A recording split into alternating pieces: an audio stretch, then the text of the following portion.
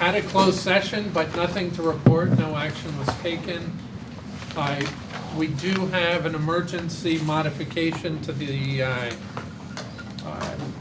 agenda, and that is on the consent calendar. There was a Greater Good Leadership Students Field Trip plan for golden trout in the Sierras, and that has been changed to Smuggler's Cove on Santa Cruz Island. So when we come to that point, that will be the change. Do we want a motion for the modification? Sure, that's a good idea. I'll move to approve the modification of the agenda. Right? I'll Is there a second. All in favor? Aye. Aye, that's unanimous. I also like to note that we have a board member missing, and He's out of town he's out of town, for business. and we'll look forward to seeing him at another date. Is there a motion to approve the agenda? I'll move to approve. Great, is there A a second? All in favor? Aye. Aye. That's unanimous. And the minutes from our meeting of meetings of August 14th, the board retreat and the regular meeting, are there any comments? Or- Yeah, I actually have a comment on the August 14th, we had a presentation, I don't know if you call it presentation, but we did have a couple of city council members come and talk to us about concerns about the growing of hemp in the valley. And I understand that they were hoping for some sort of response from us or resolution about concerns. And I was actually surprised that I didn't have a lot of information about it, and that I felt like I wasn't getting information. So I went and talked to a couple of farmers who are growing. I talked to Carpinteria High School, who had apparently, according to the presentation, some issues, and they actually reported not having issues. So I feel like it's really important when we get information, or when the city gets a complaint from a neighbor, that they really request information, that they seek information, that we or they talk to more than one person to make sure they're not just getting one angle of concern. Because I really, the information I gathered afterwards was very different than what I received here. So I just think it's important that we keep that in mind in the future, that before we make action or decide on a resolution, that we make sure we have. Right. No, that's good input. We don't have anything on our current agenda on that topic. Is there something you'd like to add? No, I just wanted the to point that minutes? out, so I I'll make a appreciate it. motion to No, approve and the thanks for minutes. looking into that. Yeah. That's good input. All right. So I'll move to approve the minutes as highlighted. Thank you. Is there a second? Second. All in favor? Aye. Aye. That's unanimous. And now to one of the highlights of our meeting, student recognitions. So I would like to call Miss Battleson up from Miramonte, who is here and then is rushing off to back to school night tonight, right? No? I actually have Oh. it tomorrow, but No, Mateo tomorrow. is Okay, tonight. great. To Mateo. So Ms. Battleson to recognize Mateo MacArthur. Yes, I would like, I would like to recognize Mateo, and I want to tell you a little bit how that happened. Basically, I was his teacher last year, and Miss Patch is his teacher this year, and we were asked to find a student who is inclusive and takes care of himself and other people, and it took us less than a minute to know that it was going to be Mateo.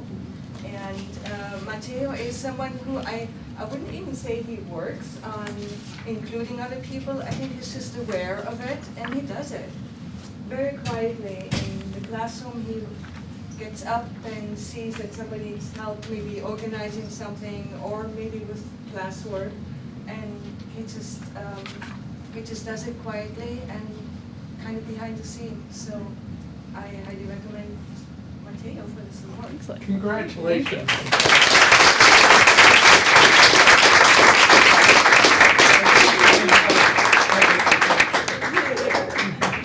And I actually failed. I should have given a better introduction of these awards. So in our efforts to include student voice and student recognition in our meetings, we have our new OUSD values, which are here, not hanging up, but these are our student values that we, student-centered values that we approved at a couple of meetings ago. And so at every board meeting, we'll invite 2 schools to submit awards for students who will be recognized for meeting one of the values in these areas. So now we'd like to invite Dave Munson up to talk about our next award winner, Karina Lucero. Karina, can you come join us, please? Bit of an age right now. Karina Lucero is a junior at Nordhoff, and she's been very active representing the logistic value of inclusion over the past 2 years, and she's currently the president of the Social Justice League Club. Karina was a member of the Pride Club and stepped up to keep it going the following year as a sophomore. And Pride is an acronym for People Representing Inclusion, Diversity, and Equality. However, the club changed their name last year to the Social Justice League to more accurately reflect their purpose. Pride was confused as a club that only focused on LGBTQ rights, but it was intended to include all human rights issues. Pride started as a discussion group for students to meet and discuss topical issues, but also include activities like Human Rights Week. During the first year as a club, they participated in organized a few activities during the Parkland protest and debate over gun rights. As the Social Justice League Club, they have continued with Human Rights Week, but are also trying to be more active in the community by planning service activities related to various social justice issues. 2 of their goals discussed last year were to hold an LGBTQ dance somewhere in the valley and have a gender-neutral bathroom on campus, which Karina will present to you tonight during the public comment section. So please join me in congratulating Karina Lucero.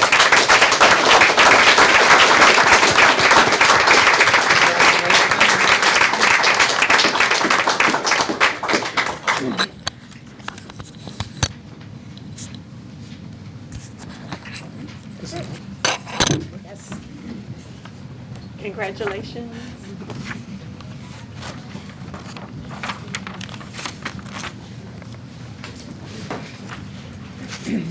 Wonderful. So now our Student Advisory Council, is there something else? Yeah? Nope. Yeah. So last year was our inaugural year of having a Student Advisory Council, and we had, as a board, we had voted on having one representative from each grade at Nordhoff to come and help us hear student voices. And as a matter of fact, Arlie was one of our representatives last year, a junior rep, and he's our senior rep this year. And one of the things we found, and this was no surprise to the board, is that it's difficult to get people's voices heard. It's difficult to reach out and let them know that you're seeking information. It's really important to us, however. We found that it was really valuable. So this year, when we ran the elections again, we tried to do it electronically. Nordhoff didn't have the same first day of school sort of Ranger Roundup, so I think it was harder to get the word out. We received fewer applications and fewer voters. So I made a decision that I was going to actually accept everyone who applied as a member, rather than just having an election of one representative.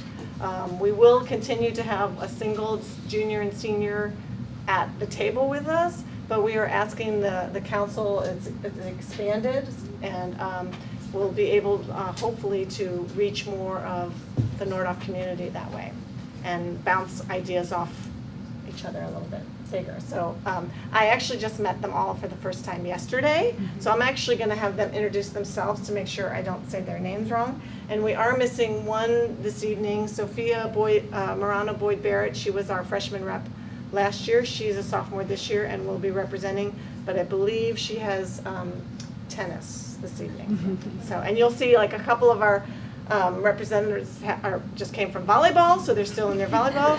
One is headed off to dance, so she's got her dance clothes on underneath. So these are very involved students, and we're very happy to have them. So if you could just give your name and what year you are, And, you know, if you want to say anything else, like why you ran or that you have a family member here, you're welcome to, but you don't have to. Do you want to begin? Yeah. Introduce yourself again. Hi guys, I'm Arlie Sakai. Last year I was the junior representative for our first year, and I was a little hesitant to come back this year just because of the stress load of fall semester with senior year, but I'm actually, now that I think about it, I'm really excited to come back and evolve what we've done last year and hopefully contribute more to the community. So yeah, looking forward to that. Thank you. Corlin, you want to start? Maybe stand up and turn. My name is Corlin Moss. I decided to join advisory council because I wanted to make a difference on not only the community but also Nordoff and help a little bit with new ideas and contribute to everybody. And you're a freshman. And I'm a freshman. I'm Sophie Massey. I'm a junior, and this is kind of repetitive, but I wanted to, be able to make a change and really listen to what my peers and really needed, and be able to then give that information to the people who made the decisions.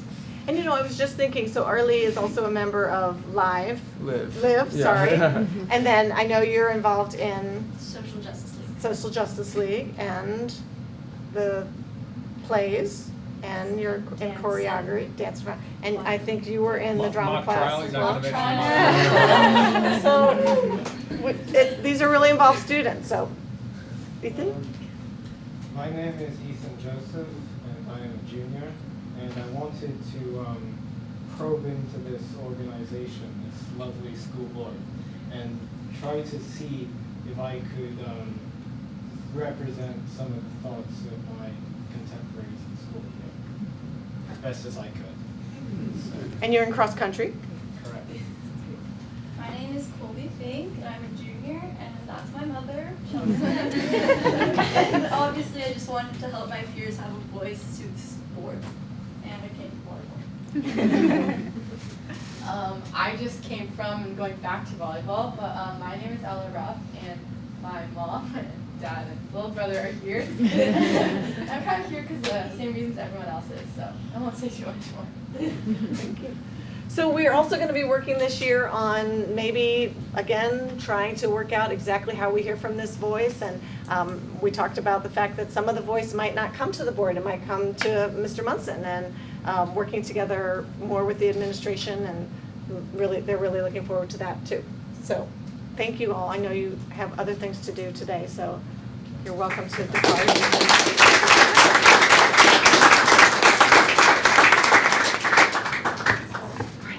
Wonderful, thank you very much. Great to have you part of our board group. Next are our PTA, PTO, and PA recognitions. Those are, Oh, those are from? yes, here's your list. And then Well, we have- I'm excited we have about this. The resolution also. There are two, well then, I'll sit down. I should have prepared better, but this month maybe we should jump ahead in adopting, there it's it here. is. So the There resolution it is. and the Okay. recognitions. So we have a resolution before we get to the awards. Well, we'll see how important this is to us. But we have a resolution in recognition of September as our parent-teacher organizations membership month. So that includes the different types of organizations. But it really is critical at the school level, the involvement of parents and in helping and supporting the school community. And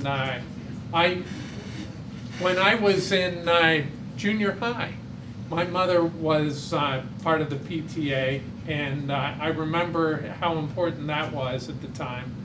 And as our kids have gone through the school district, I've seen how critical the PTAs have been, and especially on the board. When I say PTAs, I mean PTO and PA.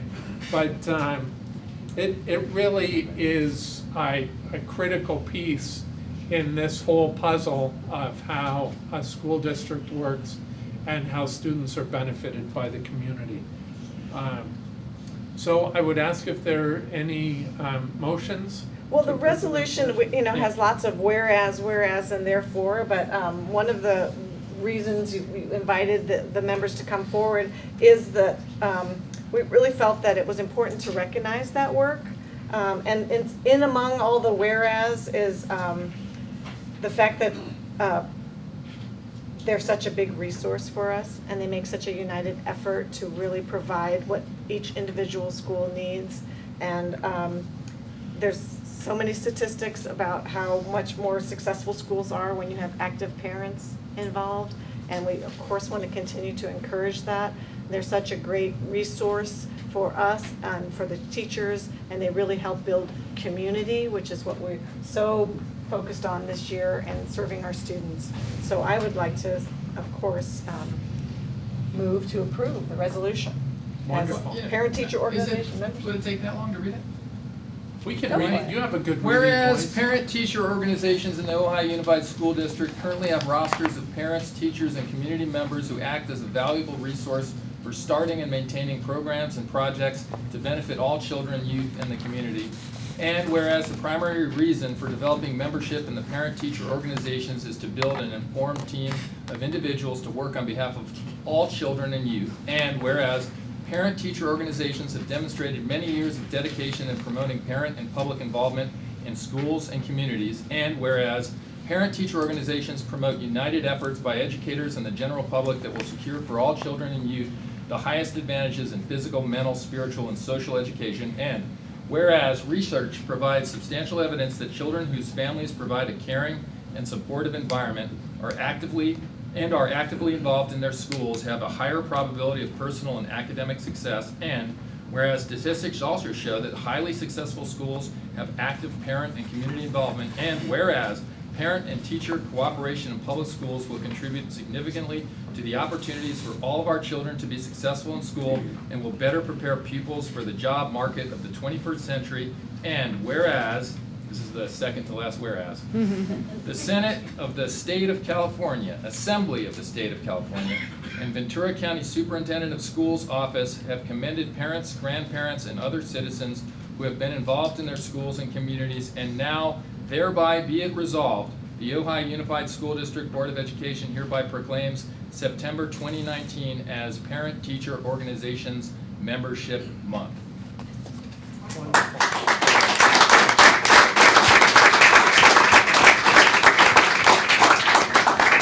Now I can sleep tonight. And is that a And second? did you second it? I'll second it, yeah. All in favor? Aye.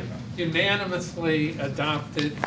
And we have some special recognitions, one from each school. So, Place to Grow, Liz Haney. She might not be here. And these are the presidents. Yes. Right, and then Matilaha, Gina. Okay, well, we know they're out busy doing this. So, Miners Oak, Shannon Hall.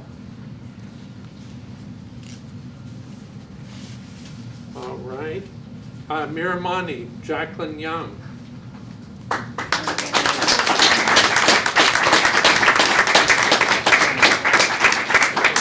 Thank you very much. Absolutely. It's my pleasure.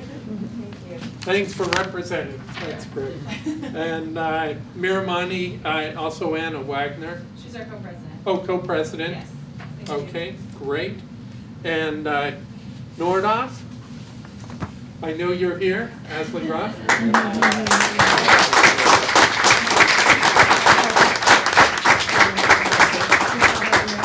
And you get two.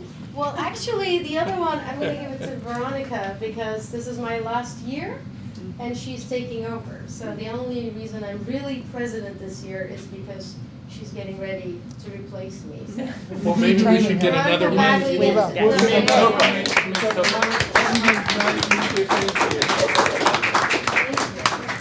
Okay, great. And San Antonio, Sasha Roberts. And, oh, okay. Thank you. So that's it. Thank you very much.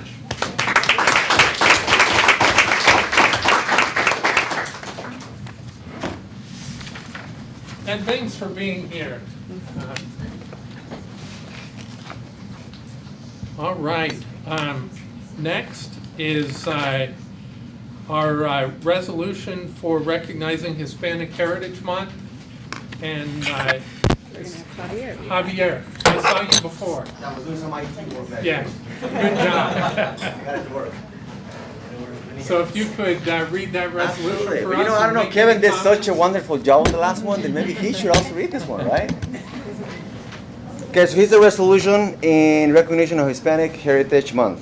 Whereas Ojai Unified is home to about 890 kindergarten through 12th grade students of Hispanic descent, and whereas Ojai students reflect the great diversity of culture and heritage of many countries of the Iberian Peninsula, the continents of North and South America, and the Caribbean islands, and whereas people of Hispanic descent were an integral part of both the early exploration of continents of North and South America, beginning with the very inception of European contact, and the eventual European involvement in the settlement, growth, and development of California, and whereas Hispanic culture and traditions are inextricably interwoven into California's social and economic fabric.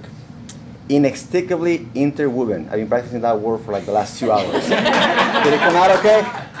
All right. And Hispanic Americas have made and continue to make important contributions in all facets of California life: government, business, and industry, agriculture, trade and commerce, education, visual and performing arts, science, and sports. And whereas all students need an opportunity to understand the common humanity underlying all people, to develop pride in their own identity and heritage, and to respect and accept the identity and heritage of others.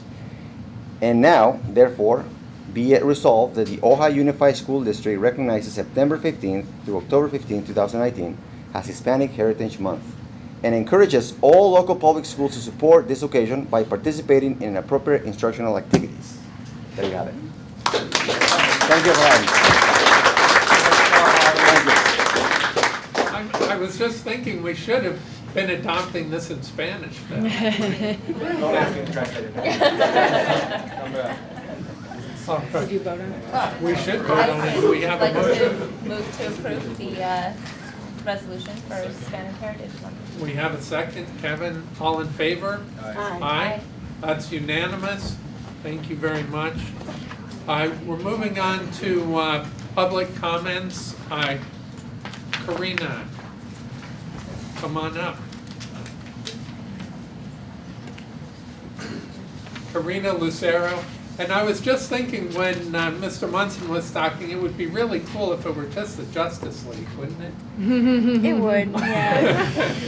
Thought we should add that in there just to make sure. Okay. So I'm Karina Lucero. I represent the Social Justice League at Nordhoff High School. Nordhoff has taught me that if you see something, say something. As proud Nordhoff Rangers, we strongly suggest that the current women's restroom in the A-Wing be redesignated as a gender-neutral bathroom. Currently, the staff allows specific students who don't feel comfortable using a male or female designated restroom to use the restrooms located in the office. However, this creates a feeling of seclusion for students because they have to leave their peers and go out of their way to use the restrooms located in the office. By getting a gender-neutral bathroom on our campus, we can create a comfortable environment for these students, as well as help promote Nordhoff's reputation for being a safe and inclusive environment for all of their students. At SJL, we want to show that Nordhoff is an embracing school, as well as show the community that we welcome everyone on our campus. We ask the school board to accept our proposal for a gender-neutral bathroom, and thank you for your time. Great, thank you very much. Thank you for giving voice to that. Thank you. Since it's not on our agenda today, I think we can put it on a future agenda. We're not allowed to talk about things that aren't on our agenda, so whatever thoughts we have, we'll definitely address them when it's on our agenda, and it will be. All right, thank you. Thanks. Otherwise, we get in trouble. But thank you. You can say whatever you want. We appreciate it. Yeah. Great. And Angie Janassi. And you can feel free to talk now, and then you can talk. I'm just going to talk about that. Okay. I changed my mind. Great. So, hi, I'm Angie Tunassi. I am the Ojai Federation of Teachers president. And I am just here tonight just to talk about where the teachers are right now. I have decided that it's time for me to talk at every meeting. So that's what I'm doing.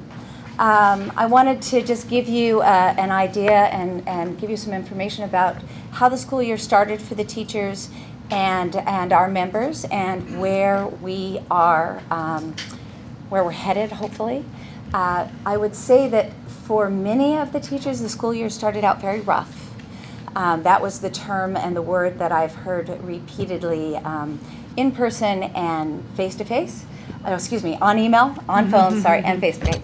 And that, for me, that's difficult to hear because I'm always excited about the school year.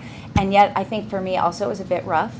There were so many new changes to everything that we were doing that change is difficult. And so when you have all these changes like with Parent Square and our new copiers, as I'm sure you've heard about, and the air conditioner struggles, all of that added together made it, especially I think the copiers, made it very difficult for the teachers. I think teachers like to be in control. I know I do. And we like to have a sense of structure. And I think it felt very much for the membership that we didn't have that structure.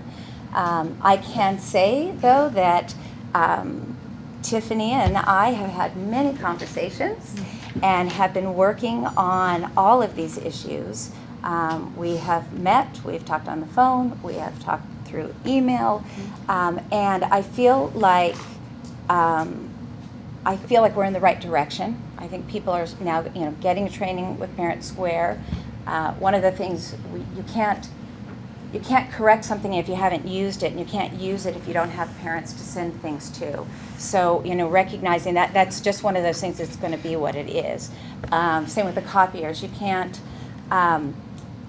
It's difficult to have copiers work if they're brand new, and then if the electricity can't handle, our electrical system can't handle new copiers, but you don't know that until you get the new copiers. So some of the things that I think were difficult were just the nature of the beast. And I'm hopeful that when I come back in October, I can say things have smoothed out. People are feeling more in control and happier. I can say that people, the membership is excited about the vision for the district. And I've heard that repeatedly. They loved the Engage to Impact meetings. They loved having a voice. And the new logo is exciting. People like voting for it. So while it was rough, I think we might be headed in the right direction. So just want to communicate. Thanks. Thank you very much. Thank you for telling us that, Angie. I'm looking forward to having you speak every week. Yeah, and We won't be here every I'm week. thinking that we probably, if you're willing to do that, we ought to agendize a report. Just talked from about the- that, yeah. I Probably love from that. both. Yeah, both rather than, meetings. Yeah. public comment is fine, but I think it's appropriate to have you on the agenda. And it doesn't always have to be you, just agendize some representative of the teachers. I would love that. Okay, terrific. Moving on to our first presentation, and this is regarding the You issuance. actually missed the superintendent's Oh, I report, did. which is up there at the top. I did not do that intentionally. That's all right. So, And this I actually is- have to do a tech modification while you, And this is a presentation too from our superintendent, who's been with us now for a couple of months, few months. So I would just like to mention that we used to have a superintendent's report at the end, but I kind of like moving it up because we tend to have more people here at the beginning than we do at the end. Usually by the end of the evening, people have trickled out, and so I'm excited about it. Yeah, no, I think it's good. So I will not always have a PowerPoint, but I have one right now. I find that hard to believe. I do really like PowerPoints. The board has a copy of the PowerPoint because I know it's really hard for you to see from this horseshoe configuration. So I know we talked a couple of months ago about the reconfiguration of the room. That's on hold while we deal with copy machines and one-to-one devices and some other things like that, but the boardroom reconfiguration is still on the list. So so you have a paper copy of this. It's the exact same thing that I'm going to be showing. And if you wanted to point towards the screen with the live streaming, I tried to set it up so you could do that. So I wanted to talk a little bit about enrollment and give you an enrollment report, knowing that our official census day has not yet happened, but this is where we are of right now. These are the projected enrollment that we built our budget on, and this is our current enrollment that we have as of yesterday. And you can see the difference. If it's plus, it's in green. If it's negative, it's in red, which is a theme you'll see in several of our presentations tonight. We are down 6 students, but I also wanted to point out that our independent study school students, which are 5 at the moment, are not included in this because we don't have a school code for them yet, so we can't officially enroll them. So we're hoping for that any day from the California Department of Education. So we're actually down 1 student from what we projected in enrollment. And then And from last year, do you know? Oh, yeah, hold on, here you go, next slide. Oh, okay, so the last one was the difference from projected, and this Right, is the difference right. from last year. Although it's not 29, it's actually I was gonna 19, say, but, yeah. sorry. Well, I was gonna ask, Yes. on that previous one, so I know there was waiting lists, like, for 5th grade at some schools, so it's interesting that it's down. Mhm. So this next slide may give you some additional information. Okay. So this is by school, and it's 18-19, and then I adjusted the 18-19, and I took out 6th graders, because it's not fair to compare elementary last year with 6th graders. So the adjusted would be minus last year's 6th graders. So you can see where we had some schools with some growth and some schools with some declines. I would say that Chaparral being down 10 is kind of par for the course because these numbers were from December of last year, and Chaparral tends to pick up students during the year. So you can see that our losses were primarily at Topa Topa and at the middle school. I think that's not surprising. Some parents may have chosen to not send their 6th graders to the middle school because that's kind of a change. So I think for that transition, that 10 is kind of probably about what we would expect. And so. But that's a huge jump at Miners Oaks. Yeah, so Do that, we have, I just got these numbers Okay. yesterday, so I'm not sure exactly where all those students are coming from. I think they're seeing for the last 2 years bigger kindergarten cohorts than some Oh, of really? the upper grade levels. oh, so it'll be continuing. Let's hope. Well, and on the previous slide, I thought it was great that our TK up? enrollment is up. And then also on a place to grow, which is not included on here, we have filled every slot at a place to grow. And we did not have every slot filled last year. So we've added, we don't get ADA for them, but we do get funds from the state this year for the place to grow. So, So that's full at just 36. to be clear, the column that says, I assume it's supposed to say adjusted, Yes. is actually projected. Right, Well, that's, taking out. No, Adjusted. I It's adjusted for the 6th grade. Taking out- So I away. just took out got it, 6th got it, grade, got it, yes. Got it, sorry, okay. Mhm. Got it, thanks. So, SB 419, you may have seen a couple of articles about this coming out recently. This is the extension of the current K-3 ban on out-of-school suspensions for willful defiance. So I've seen a few things on Facebook and people talking about this, so I just wanted to proactively kind of share with you a little bit about that, and Cheryl will jump in. The ban extends to K-5, and then there's a 5-year trial period for grades 6 through 8. A 5-year trial period? Yeah, I'm, Yes.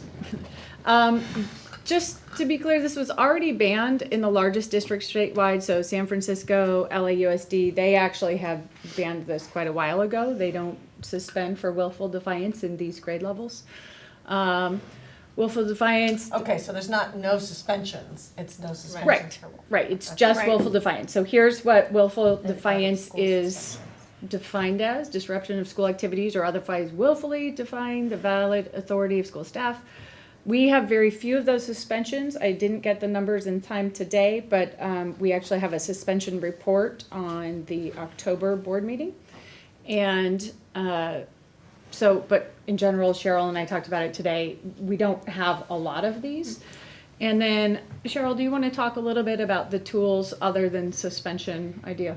Yeah, so again, there's, probably 20 different reasons why we can suspend a student. This is just one of those. So the list still exists. But when it comes to this, what you're talking about is some defiant behavior where maybe a student is refusing to comply with work request or disrupting an activity. And really when it comes to the research, we know that we're supposed to be shifting away from punitive ways of handling that to restorative ways of handling that. And what that looks like in a school setting is switching to a different set of tools, right? We've always seen suspension as a tool that you use. You hope that you suspend the child and then their behavior changes when they return to school the next day. But what we've learned is that that doesn't actually change their behavior in this case. What students who usually violate that infraction, what they need are supports, and that looks like what we're currently implementing right now, like social and emotional learning tools, restorative justice approaches, more counseling services,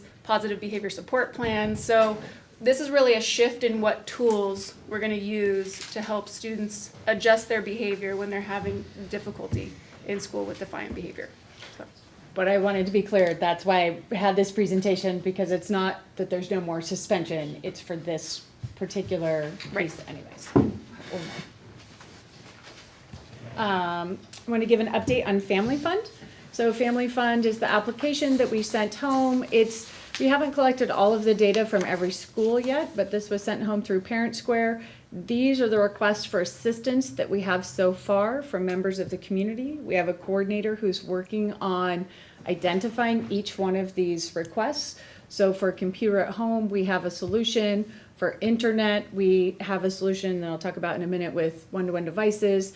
We have 24 requests for bicycles from parents who said that their kids would use a bicycle for transportation to and from school. We are partnering with the Ojai Bike to School Week folks. They are doing a bicycle drive, and then they're going to use our auditorium for a couple of Saturdays, bring in mechanics, refurbish those bikes, and then hand them out to these families. 75 requests for field trip assistance, band assistance, sports assistance. We got a donation from a local nonprofit of $2,000 that was left over from a fundraiser for last year to help with the sports category, and then 30 requests for clothing. I just wanted to share where we were on that. And then one-to-one devices. This is a big rollout. Fourth grade should be going home today. Fourth grade should be going to students today and tomorrow. They will be able to take those home by October 1st. Because we have a partnership to allow parents to buy insurance for these devices for $20, we didn't want to send them home until parents have a chance to buy the insurance, because Murphy's Law says I would take it home today, buy insurance tomorrow, and it wouldn't be covered. So we're going to give parents a couple of weeks. We're rolling out all of that insurance information. Can I ask you about the one-on-one? So what if kids already have something? So it depends. If they have their own device, they can just bring their own device. If they have a device that was purchased through our program a couple of years ago where they got to buy it from us, those will be covered by our insurance plan too. No, but I just mean, we're spending money for these computers, and I know like some PTAs have spent money buying a cart for their third grade teacher or whatever. And now what happens to, in third grade, the cart will stay there for now.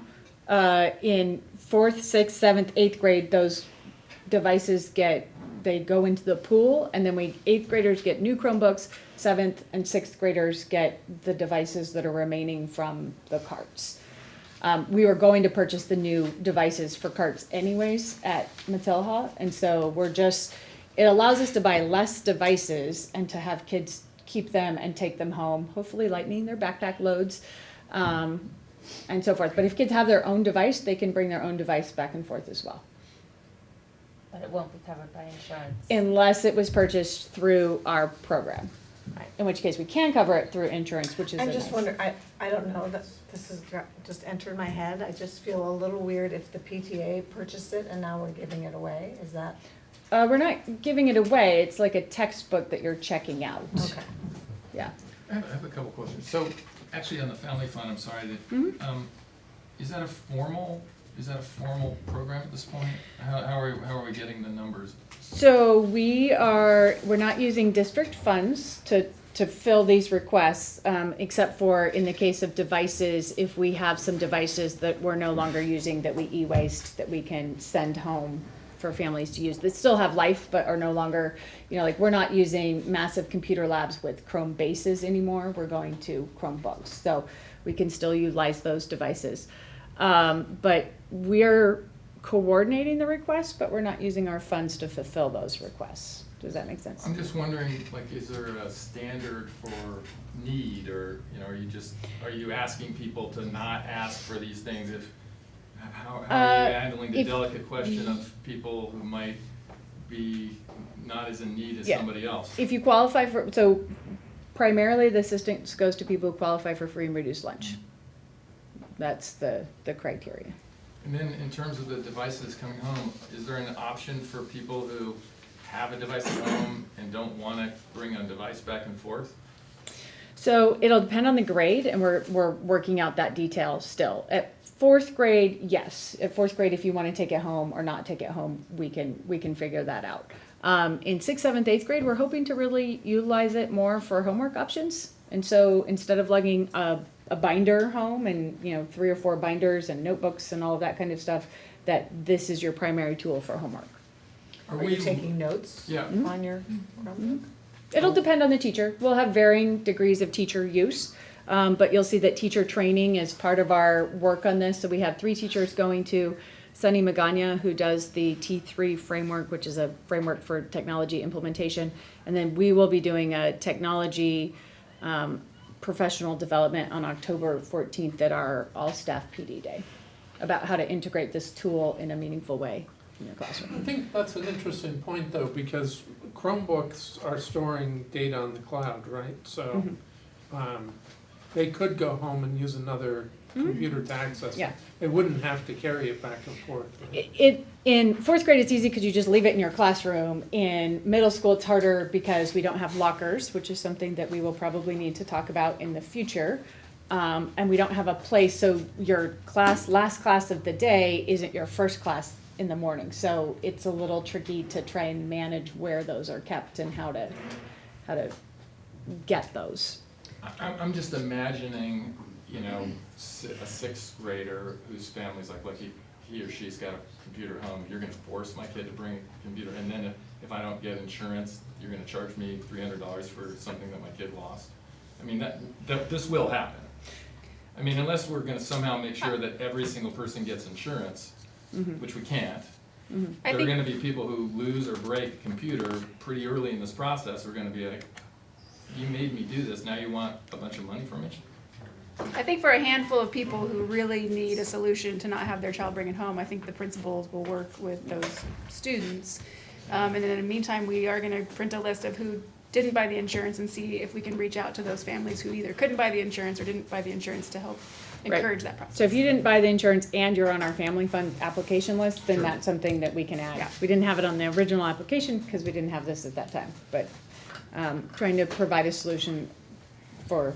I'm just thinking of that issue that arose with respect to litigation concerning making anyone pay for things in a public school environment. So I just worry that that the insurance becomes something in that realm, and I'm concerned about it. It's essentially the cost of 2 textbooks. So some of our high school textbooks are like $100, and if you drop it in the pool, or we have the same kind of process where we work with families to figure out how to kind of mitigate that. That was my first reaction too when I heard about it, and I think I'm not sure I'm still clear about it either, because it seems like they don't have to buy the insurance, Right. but then if it breaks, they're gonna be asked to buy the computer. Mhm. So are we de facto forcing them to pay something? You know? So we worked really hard to get the cost of insurance down to Yeah, as it's low not a as we could. question of high or Yeah. low, or it could be 35 cents. Yeah. The issue is, are we mandating it or But not? how is it different than textbooks that we issue and they get lost? Well, we or- don't make them pay insurance on textbooks. No, but we make them pay for it if they break. You make them pay for a textbook, I don't know what I guess we can say that, I don't know what we've really done historically on that, honestly. There have been fines when Yeah. the book is ruined, yeah. But it's obviously a lot less than a computer, I mean, that's the point. Or it's harder to break. My concern is just are we, like Yeah. Thane said, de facto making people pay for insurance? Maybe we need to look into, if we're gonna go to one-on-one, we're going to one-on-one where we're also paying for insurance for each. So that's an option that other districts have. We couldn't do that this year, but so most districts start this way, and then eventually if they can roll it into the price, they roll it into the price. The reason we couldn't start there is because we have these old devices that we're giving to 6th and 7th graders, and the 6th and 7th, and it's great, they're covering those devices, and if those devices break, they actually will buy a new one, which is beneficial. So as we are able to kind of standardize the rollout, not this first year, that may be something that we can roll into that whole piece once we have the same device across, even across a grade level. So can I ask the students a question? I mean, do you at Nordhoff take notes on a computer or in a notebook? In a notebook usually.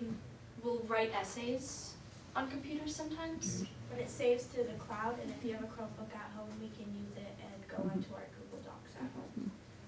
I just can't imagine a junior high student not having notebooks, especially like math. You're working out the problems and taking notes this way is a lot harder for some Yeah. kids than this way. I know it's easier.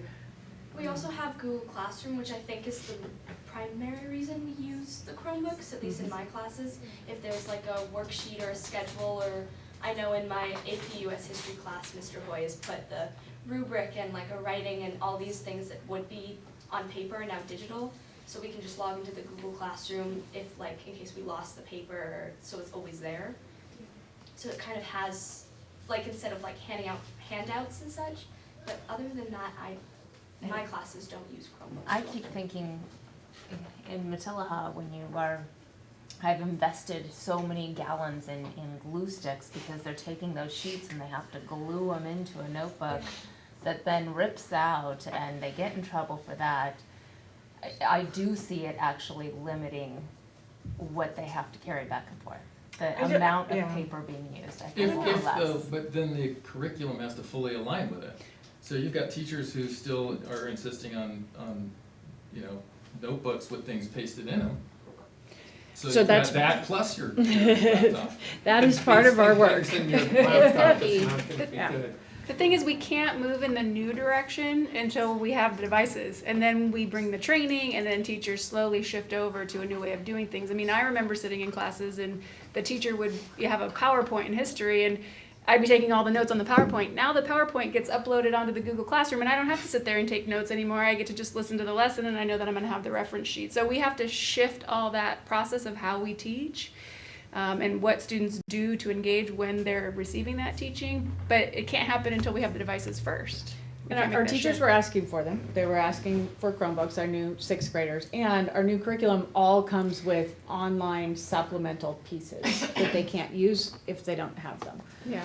I'm just still concerned about like the 4th grade, I can picture it, you have it, in your cart and everybody can get theirs. And if you don't have one at home, you can check it out. But because there's such a difference in the junior high level with whether teachers are using them and whether students are going to use them, it almost feels like carts are the way to go rather than the one-to-one. Well, I think you need to know, though, that the English language arts that was just adopted, the social studies that's about to be adopted, and the science that they're piloting right now all have online platforms. That's why, especially at the middle school, they were asking for it, because the curriculum really is switching into doing so many things through a platform.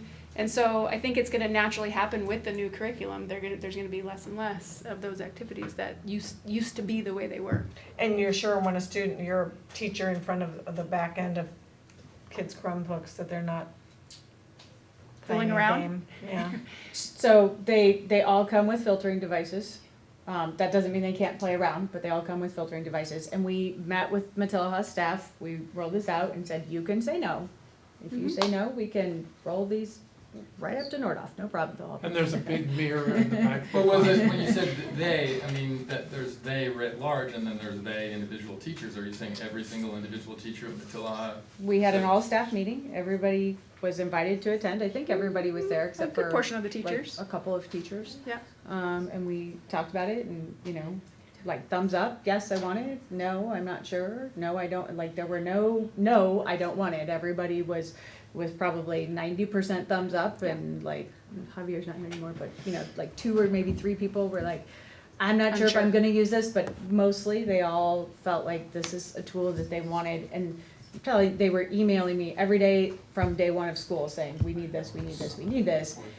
And it fiscally made sense to make sure every kid at Matilla had one instead of having these carts that are only used by a small, by a period at a time, and then having to try and shuffle and figure out where the cart is, and the cart's not charged, and the last teacher didn't, but whatever. And to give them to kids and put them in the hands of kids, and then to work with our teachers on making sure that they're utilized effectively. Well, and computer prices and textbook prices are getting really close. Yeah, right. And I like So. the insurance idea. I don't mean to be negative about that, but I want to make sure we have a really solid legal opinion about. So there's 2 ways that they do it, and our company insures everyone, right? They work with all kinds of districts, and there's basically the 2 ways of doing it. Either you buy it or they buy it, but every district who's doing this is picking one of those 2 options, right? So they work with Oxnard Elementary, Oxnard Union has someone else, they work with Las Virgenes, this is the way that pretty much, so we're not the only ones with this Maybe they issue. could supply us with a legal opinion then too, because, I mean, all the school districts got sued too, so. Yeah. Maybe if we can get an email later in the week on what is that price of insuring all if we were to insure it ourselves. I can tell you, about $10,000, 10 plus the Chromebook, actually probably about $12,500. $12,500. Oh, Trello. I put this on here so I could remember to show you. I have to. Hold on. So we have a new system that we are using with our maintenance called Trello. And this is a little complex, but Which school is that? so I wanted to show you because the complexity is kind of astounding to me.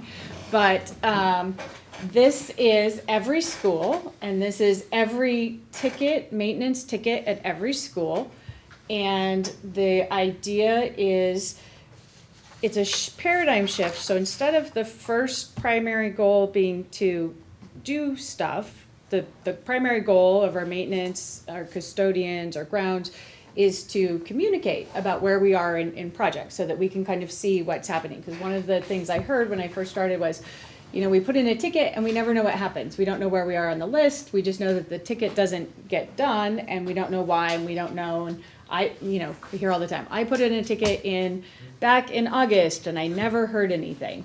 And so this is a system where there's 35 people on this Trello board, and we can see at any given time what's happening on each site. So if it's purple, it's urgent. So the school principal and office manager in the morning put in whatever tickets they have, and they prioritize. So whatever's the first couple of things on the list are the things that should happen the day that their tech is at their assigned sites. Then we can communicate back and forth. So any one of these has, oops, I just moved something. Any one of these has back and forth. So like the little red notifications or somebody has done something there. And so the maintenance person who's out in the field can take a picture, can say, here's what I need to do, here's what's happened, here's et cetera, and the principal gets tagged and gets a little notification, and they can go in and communicate. This can all happen from your phone or a computer. Once something is complete, it gets this blue tag, like over here at the bottom at San Antonio, and then the principal at the end of the day goes in and says if that work is complete to their satisfaction, and they archive the card. Because the other thing that we would hear is the maintenance tech thought it was complete, and then the principal didn't think it was complete as to what they actually thought it would be, and then the ticket would be closed, and then the principal would never see it again. And so this is a kind of a checks and balance system. So what I wanted to show this to you for is you'll see a lot of them have been archived, but the top of every one of these schools for the last 2 weeks has been air conditioning, air conditioning, air conditioning. Room and air 6 won't turn on. Oops. So here's where you can kind of see all of the things. Here's where Alan nicely said he's fixing the Matilaha, the board out front. Water running, we have a big issue with clogs and leaks. And so this is allowing us to kind of see what's out there and what's happening and how we can prioritize and what we need to do. But on this has been air conditioning, clogs, leaks, and getting power to the copy machines at each site. Because our new copy machines, well, all new copy machines draw more power than old copy machines. So as we put them in, we realized that it was tripping our power, which we didn't anticipate, and so we had to go do new power. So just wanted to show you the system and show you the tremendous, you can see each one of these goes down kind of infinitely. You can see all the things that are happening and all these things that are complete and show you the process on that. So How long has it been used? how has this been used? 2 weeks. 2 weeks? Yeah. And feedback? Have we gotten feedback from principals or other staff who are using it? Yes, and I think it's like Angie talked about, the training part is all been blasted in there, because one of the things I see in grounds is everything's urgent. And so it's like, yes, well, that water leak at Topa, that was urgent. Yeah. So, but it's a learning curve for all of us, and I really like the part where the blue is in the complete, because then, as been said, the principal says, yes, that's my satisfaction, and when that comes off, then we know everybody's happy. Whereas if I finished it my way, it may not have been happy. So it's nice to have that, thank you. That reinforcement, yeah. Seems pretty cool. The principals have been happy. We are currently using the free version, and I think we are pushing the limits of the free version. We can have the paid version. The paid version will actually cost the same amount as our current ticketing system. So we were piloting this to see if this worked, and I think we will probably move towards shutting down our ticketing system and moving grounds, maintenance, technology to these, maybe purchasing, we'll see, and then not having our ticketing system anymore. So, but we wanted to make sure everybody liked it. Feedback from the principals are they really like getting notifications.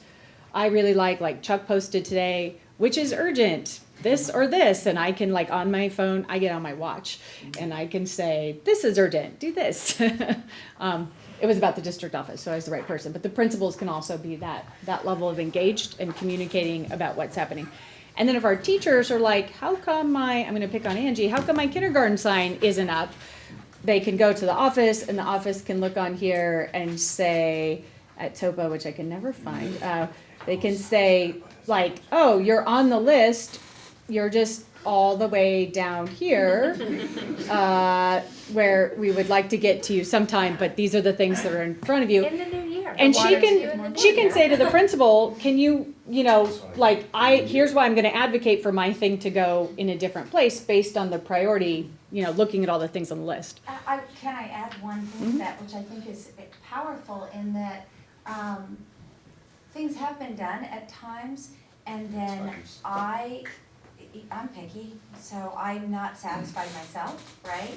But I think, well, it's done, it's over, that's it, and I don't wanna put in a new ticket, but I love this because then I can communicate with Dawn. As a teacher, I can go back and it's a new skill, it's another new thing for us to work on, which is I have to communicate and advocate for the things that I see need to be done, but I think seeing, like, first of all, I forgot about my sign. I completely forgot about that. So when I saw it, I was like, oh, right. I forgot. And then I saw the whole thing and it was like, put it at the bottom. For me, it's like, it's nothing. But do you see what I mean? Like, I think for teachers to see this at their school sites gives much more understanding of what our maintenance crews are and grounds, what they're going through and doing. So I think it's a powerful tool. And if something's in process, so you can see we have parts are being ordered or we're waiting on a vendor, so that way you know it didn't just fall off the radar,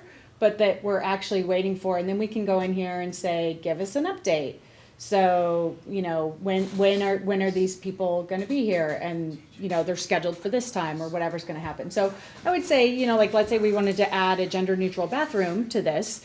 We would put it in Trello, or the components in Trello, and then, you know, prioritize where that would go on the list based on the other things that are on the list to do at Nordhoff. So that's it for the superintendent's report. Sorry it was long. No, it's all good and important things, so thank you so much for putting that together.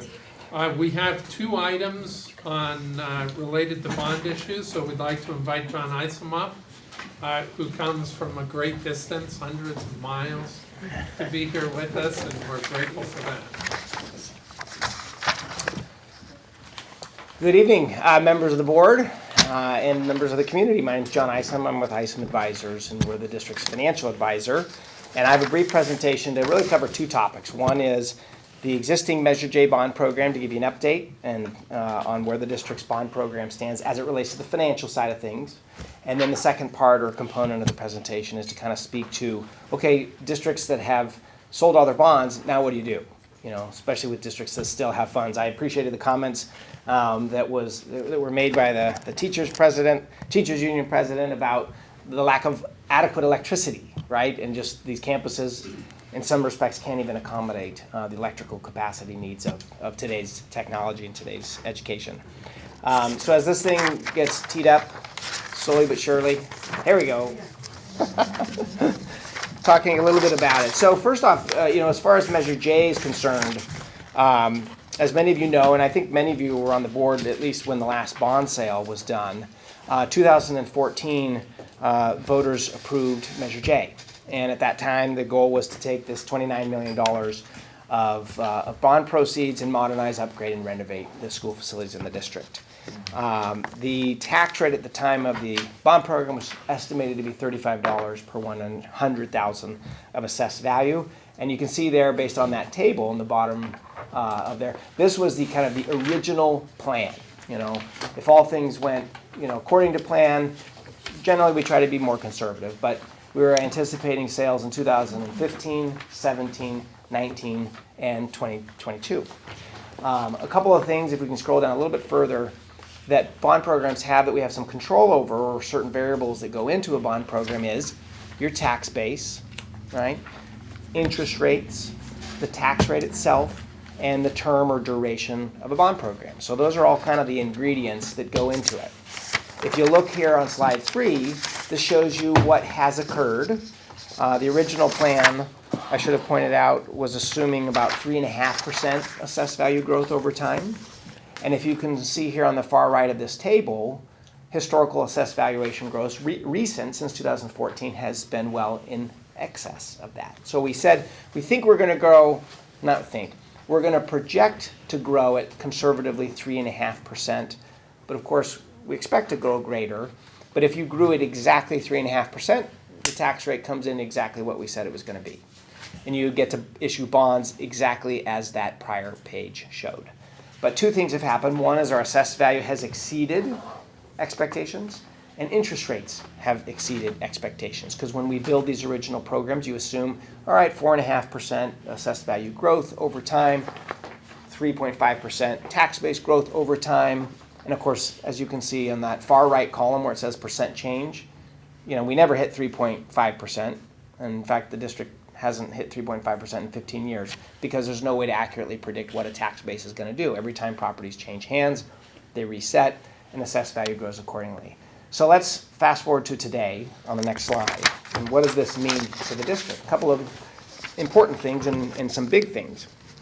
Number one is the program appears to be poised to be instead of 4 issuances, 3 issuance. So it saves some money on cost of issuance. Instead of the last bond sale being out in 2022, we get to accelerate it and we get to the bond sale in 2019. Instead of what we originally had was 10, 8, 8, and 12, we went 10, 17, and 8. So we're in a situation today where essentially we are ahead of schedule and we're poised to be able to provide the district with its last sale of bonds. And that's what you have before you this evening is the opportunity to take action approving a resolution that would allow for that sale of bonds to take place, similar to what we did in 2017 and 2015. But in addition to some of the financial benefits, shortening the term of borrowing, that's a benefit to your taxpayers, obviously. Getting the bonds sooner rather than later helps on your construction costs. And as you may know, construction cost escalation is through the roof. So there's really a lot of positive benefits that come from this. All the while, this all assumes still that $35 estimated tax rate to property owners in the district. So good news across the board on that topic. The last slide just gives you a sense of, more visually of how these bond programs work. If maybe just scroll just a little bit further down. And that just shows, what we have by way of our 2 existing issuances, the blue and kind of a mustard color. The red represents, our estimated tax revenue capacity at that $35 tax rate.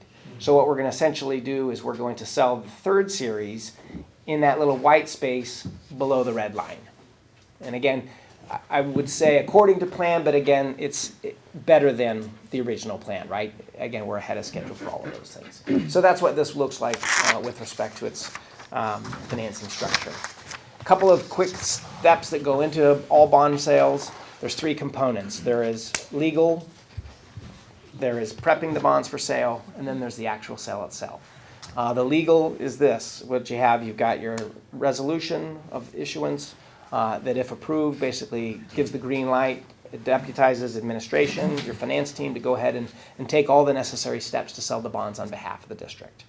Part of that also is a bunch of form documents. So in your agenda, there's a bunch of documents. A lot of them have blanks. That's why we call them form documents, because they won't be finalized until the actual sales take place.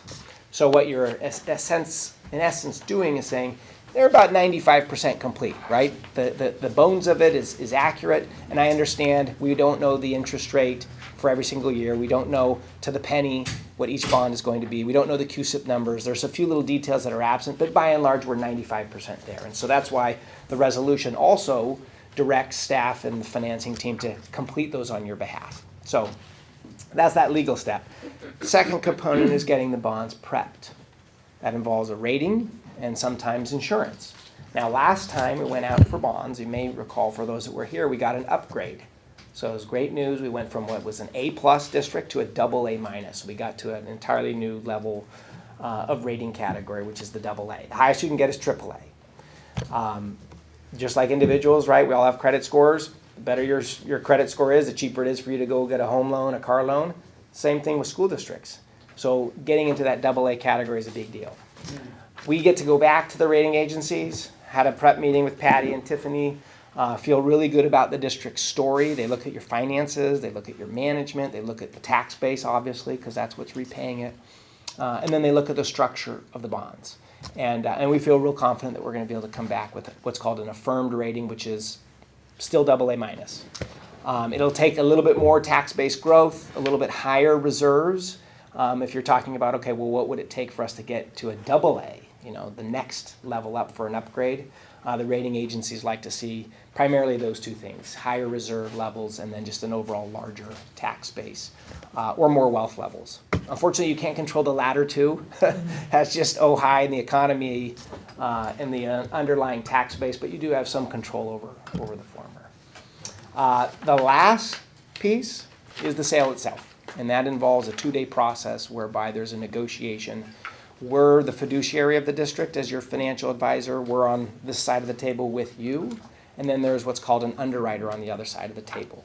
The underwriter is looking to buy those bonds and then turn around and sell them to investors. Bank of America, Wells Fargo, insurance companies, State Farm, hedge funds, you name it. All these different institutions want to buy your bonds, and they buy them through an underwriter. So there's a 2-day process whereby we negotiate with the underwriter on what we think appropriate rates would be. And it's quite involved, candidly. I mean, it's anywhere from 20 to 30 specific years. That means 20 to 30 specific negotiations on each year, each percentage, each interest rate, from just the structure to the actual yields to how much money we're tucking around. I mean, it's a pretty involved process. But if we're successful, and we usually are, 2 weeks after that sale is money in the bank. So we're looking at about 3-4 weeks out from today, with very low interest rates, mind you. I mean, you probably know that because you hear about it a lot, from being able to lock in that final $8 million. So, would it be appropriate to take a pause or to keep going and cover the second component of tonight's action items? I think maybe if we have questions about this first part, and then maybe that'll lead us to a vote, and then we move to phase 2. You bet. Does that make sense? My question is, if you can remind us just the ballpark, because I know each year is separate and it's all different, but ballpark what we have been paying on the first 2 phases, and what similar districts with similar ratings are paying in today's market. And by that, you're talking about just an overall interest rate, if we were to try to summarize it? Ballpark, I would say, historically, you're probably in the the mid-4s. So previously, you borrowed $15 million, and I would say you're probably at about mid-4s. Today's interest rate environment is low 3s. Just to give you some comparison, Santa Monica, Malibu, higher rated district. A year ago, they sold bonds at 3.7%, and yesterday they sold bonds at 2.88%. So it's insane to think that investors are saying, here's $150 million, give me 2.8% back on my money, and hang on to it for 25 years. But these institutions, they have to we call it putting money to work. They don't want to leave it in cash. So they say, well, I can go for treasuries, which are terrible, or I can go for bonds, which are terrible as far as rates of return, but it's better than sitting in cash. So they go out and they buy it, and they may flip it or they may sell it at some point in time, but they have to put that money to work, and there's just not enough supply to meet demand, which is great for issuers, horrible for investors who want to get some return on their money. So yeah, I'd say it's about 100 basis points lower than what the district has been borrowing in the past. So that would put us at 3.4, 3.5%. Perfect. Yep. Other questions? I've got some. Remind me, so what we're approving here is the issuance of the final series. Your compensation is based on a consulting agreement that we entered at the beginning of the last bond process, right? Correct. So remind me, what do you get paid per series? I'm gonna guess our fees are pretty standard. Every once in a while, there's a little deviation. I'm gonna guess $65,000. And I see that's the proposal for the new one. And that's probably right, because I think I just said, Tiffany, we're just gonna send you the exact same thing from 6 years ago. So one thing I noticed is the new consulting agreement says it lasts 5 years, but I assume, we're past 5 years from the last one, I assume. We're very close. We're probably close. Yeah, I haven't looked at the original date. Yeah. What happens then? Do you just kind of go forward with the... Yeah. It's... and so you're actually, because we only ended up having 3 series, you're not getting the $65,000 for the series that we never issued. Correct, yeah. Which is fine. Again, as a fiduciary, we actually have a legal obligation to do what's in your best interest. So I would get in trouble if I came in and said, let's just sell $4 million, and then in 2022 we'll come back for the last 4 per the original program. Yeah. So that would be a no-no. So yeah, so sometimes that's we're happens. saving the district an additional $65,000. Yeah.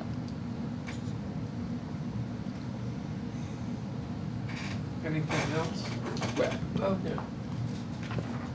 somebody knows this answer. What do we have right now, net in our Measure J fund, unspent? It's in the. I think it's in the report. I know, I just don't remember what. Well, I there's always remember off the top. 16.4 account balance, but that doesn't say what's already encumbered is 851, so we're left with 15 million. 10.5 million. It still feels like a complicated question about whether to jump on the lower interest rates now while we're still spending 15 million. I mean, it's gonna take us. Now it's gonna go fast when we do the kitchen and the Yeah, we have. library. They're coming up quick. Yeah. Yeah. Those are the two of the three crown jewels we're going with, so. And we could feel really smart by waiting and then have rates go crazy.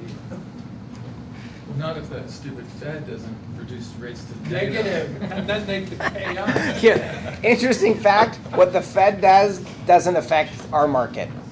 It really is a supply-demand dynamic. So the Feds were like letting rates go up, they were increasing rates a year or so ago, and bond rates kept going down. Yeah. Because again, there's just not enough bonds to satisfy the investors, and so it's just a feeding frenzy, and okay, I'll take it for 2.8%. But you're operating in more of a real market, the Feds are. Correct. Yes. Yeah.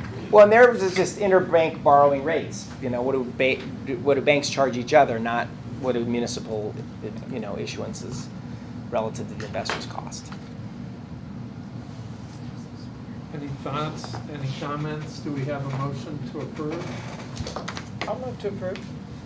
I'll second. All in favor? Aye. That's unanimous. Good. It'd be weird if it wasn't.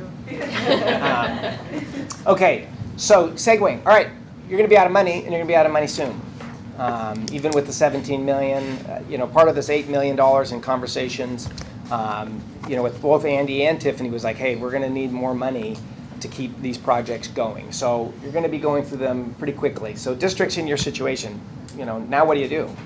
What a lot of districts do is say, hey, time for us to go back and talk to voters again. When we started working with the district back in 2014 or 2013, really, we knew that the project list exceeded the appetite of the voters and the tax potential or the tax base of the voters even. And so it's not uncommon for districts to go back, multiple times. I've got a little bit of data I want to touch on that. So what does this mean for Ojai Unified, just hypothetically? Next slide shows you an idea of what kind of potential exists with your current 2018-19 tax base. And I just draw your attention to the far right column. Again, this is a 4-bond scenario spaced over 8 years, $30, $45, and $60, $60 being the maximum. And at $60, again, assuming approval, district could generate up to $82.5 million, which would go to priority 2 projects, things that didn't get done with Measure J. You could actually get a little bit more if you wanted to play around with assessed value growth rates. Like it says in the second bullet point, 4%, for example, versus the 3.5 that we're using. But if I'm a betting person, the economy's going to slow down. Maybe we're heading for a recession, which Ojai is almost recession-proof if you look at your historical tax base as it relates to the tax base. But it wouldn't be wise or prudent, in our opinion, to be aggressive at this point in time, to be honest.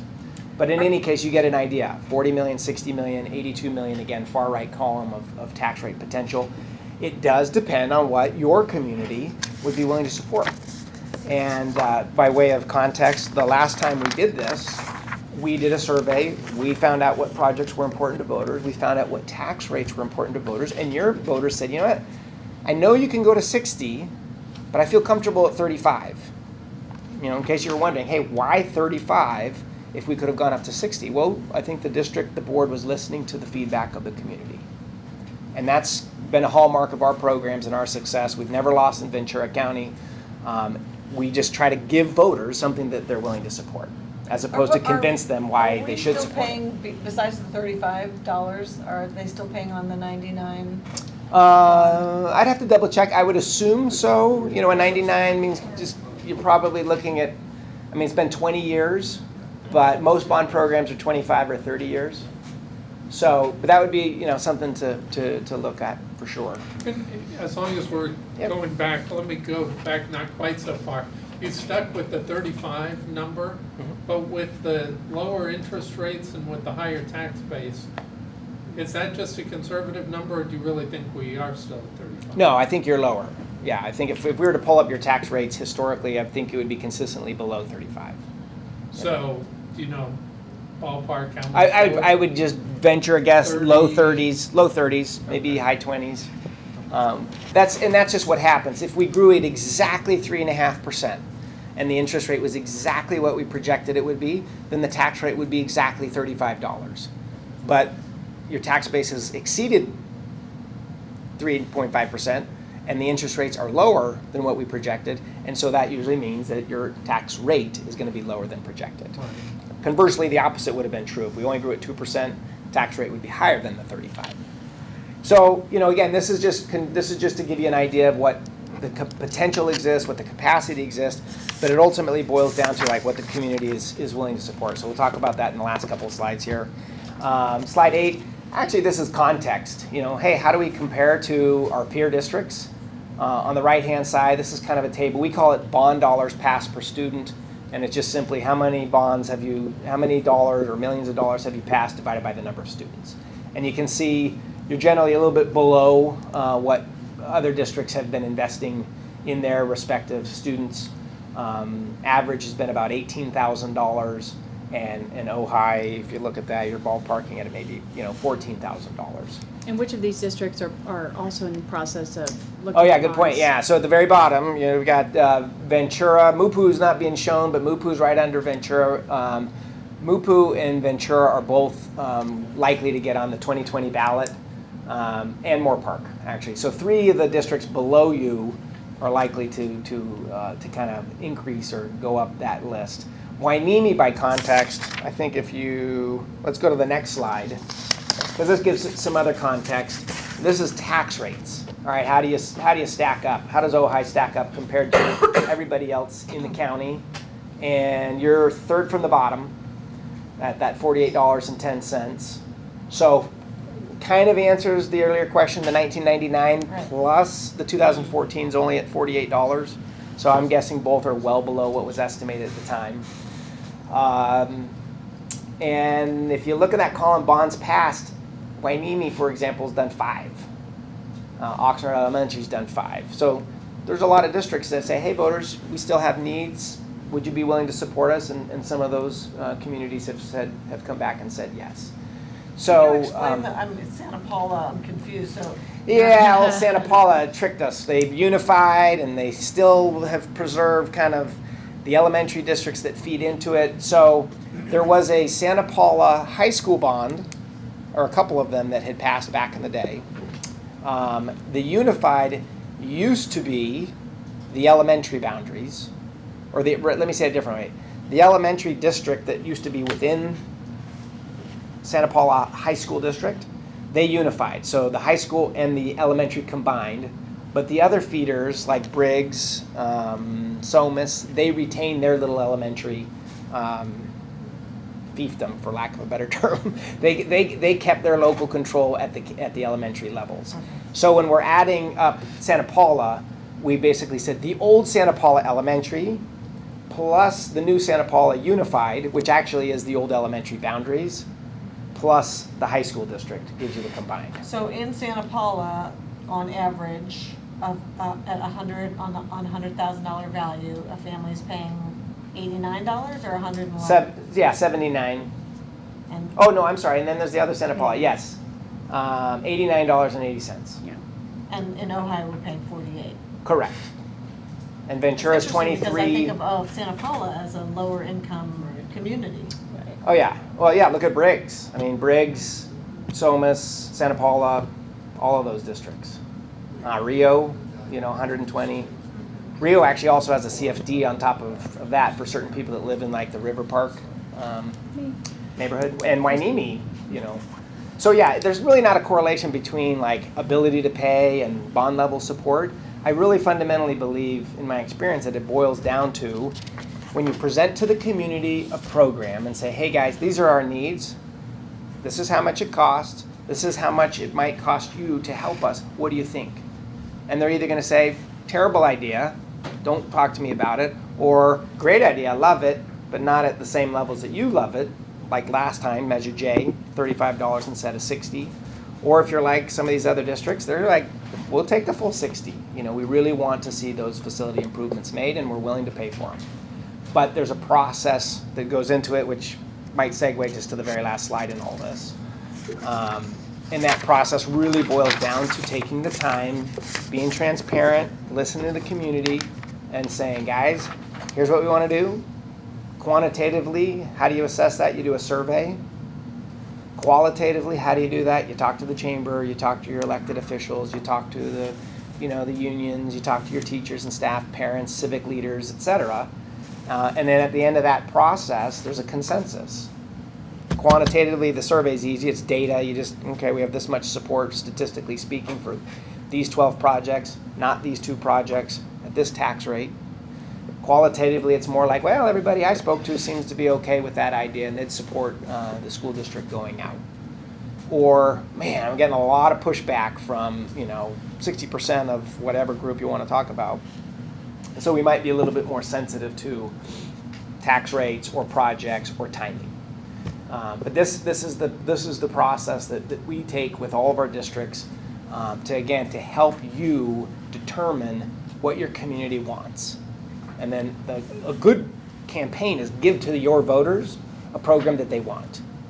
Not tell campaign committee, hey, go convince them what a great idea we've all come up with. Tell them to vote for it. It's a great idea. It's let's be a listening ear and find out what they want and then give it to them. So a little different approach, but one that's worked really well for us and in this district previously. Deadlines. One challenge with the March of 2020 for the district would be November 6th is the deadline by which to submit a resolution. So that's right around the corner to make a March of 2020.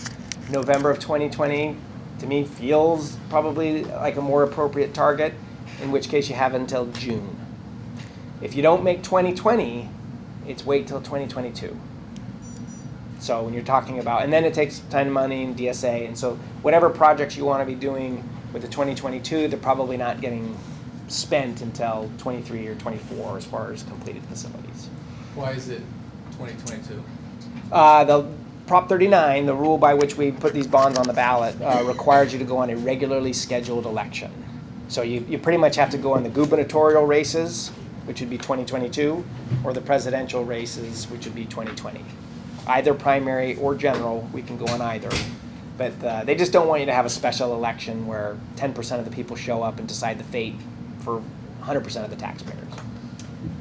It's 10% of the people, even not the presidential sometimes. That's right. So that concludes the presentation. Any questions? No, well done. Are any thoughts, comments? It seems to me like it makes sense to ask the question. I think a big part of it is, does the community feel comfortable with the way that we have been improving our facilities over the last few years and plan to over the next few years? And I think we've been doing a very responsible job. Yeah. Well, and unlike the 99, you have an oversight committee, right? And their job is to review things and keep an eye, and they're independent of the district. And my experience has been a lot of times that gives people a sense of, one, I never felt the pinch of the tax bill, changing my life dramatically. When you really break it down, it's, a pizza a month or a latte a month or whatever. But they see the project improvements. And it's like, hey, when I drove by that school, we saw this, and that was getting done. But yeah, it's a common phrase I hear is, what do we have to lose? The worst case is I have to come back and say, hey, no go. 2022, you probably should target, and that's what you need. You need to do a little bit of fence mending or spade work or just public information to let people know of the significant needs. I have to do that tomorrow night. A district that wants to get on the ballot, and they just don't have the support. So, yeah. Well, I will say I'm sort of attracted to the idea of what do you have to lose, but my sense is this is not good timing. My sense is that we've only recently really started to put together the, what do you call it, crown jewel projects. And to go to the people when we still got, 10 million probably by then at least in the bank, with in a town like Ojai, we're going to have significant opposition, people who will pull out the old Balfour Beatty reports and pull out the old Expectation of 4 series, and we went early. I just feel like we need to put more ground beneath us in terms of accomplishing the projects before we would go back. And even though it's $7,500, one, my instinct is it wouldn't be good timing. But two, I sort of feel like it's not good timing even to ask, personally. I have to say, personally, when I read it as a property owner, I felt like it was too soon. Like 2014, it's only 2019. I know there's people in the valley who really want a pool, who really want a theater that's bigger, and you can fly things from, and so there's a lot of projects that excite me. I don't know. I was more willing to feel the temperature of the board and go that way. That's why I actually asked Tiffany, because there's a lot in here that, and I was like, wait, is it just the 7,500? Because there's a lot of other additional things. Well, it's the 7,500 and staging for if we get the bond, et cetera, all the. Right, all if the, people yeah. say yes. I was going to add, Jane, I actually agree on the pool. And so in my head, I'm thinking to myself, well, then I would pivot away from the generic survey, not generic, but a survey that generally asks about interest, and get more towards something specific and say, would people be willing to support a bond for a specific project, like a really nice aquatic facility? But I feel like the June deadline is just too fast to be able to pull something like that off in terms of how a real plan and how the community would be able to use it, including the integration with the school district, et cetera, where it would be. We've had all those conversations, but I agree. I almost see that as the future, as sort of more particular, as opposed to sort of, hey, the school just needs triage again. That's kind of the driving, that's why I have this on the agenda, is because I hear about the pool pretty much every single day, and broad community use projects, the stadium, lights on the baseball fields, those kinds of things. And so when I talked to John, I had that same question, like, could we have a survey that's about these specific kinds of projects that are not just used by the school district, but that are used by the community, the pool being the number one thing, right? Because there's lots of talk already about options for, the pool is out there all the time when the temperature's over 72. There's lots of talk about the pool, and so that was kind of like, is this something that we are ready to think about supporting? Because this is pretty much the way we could do that. And my initial thought was that it was too soon as well. But then I started thinking about it, and it's like, it takes like 5 years from the time you start talking about it until the time you can get anything to happen. And by the time we can actually get anything to happen, we'll have spent all the other money. And we'll have an infrastructure in place that's been working and knows how to do this and can continue that effort seamlessly. That was my thought, yeah.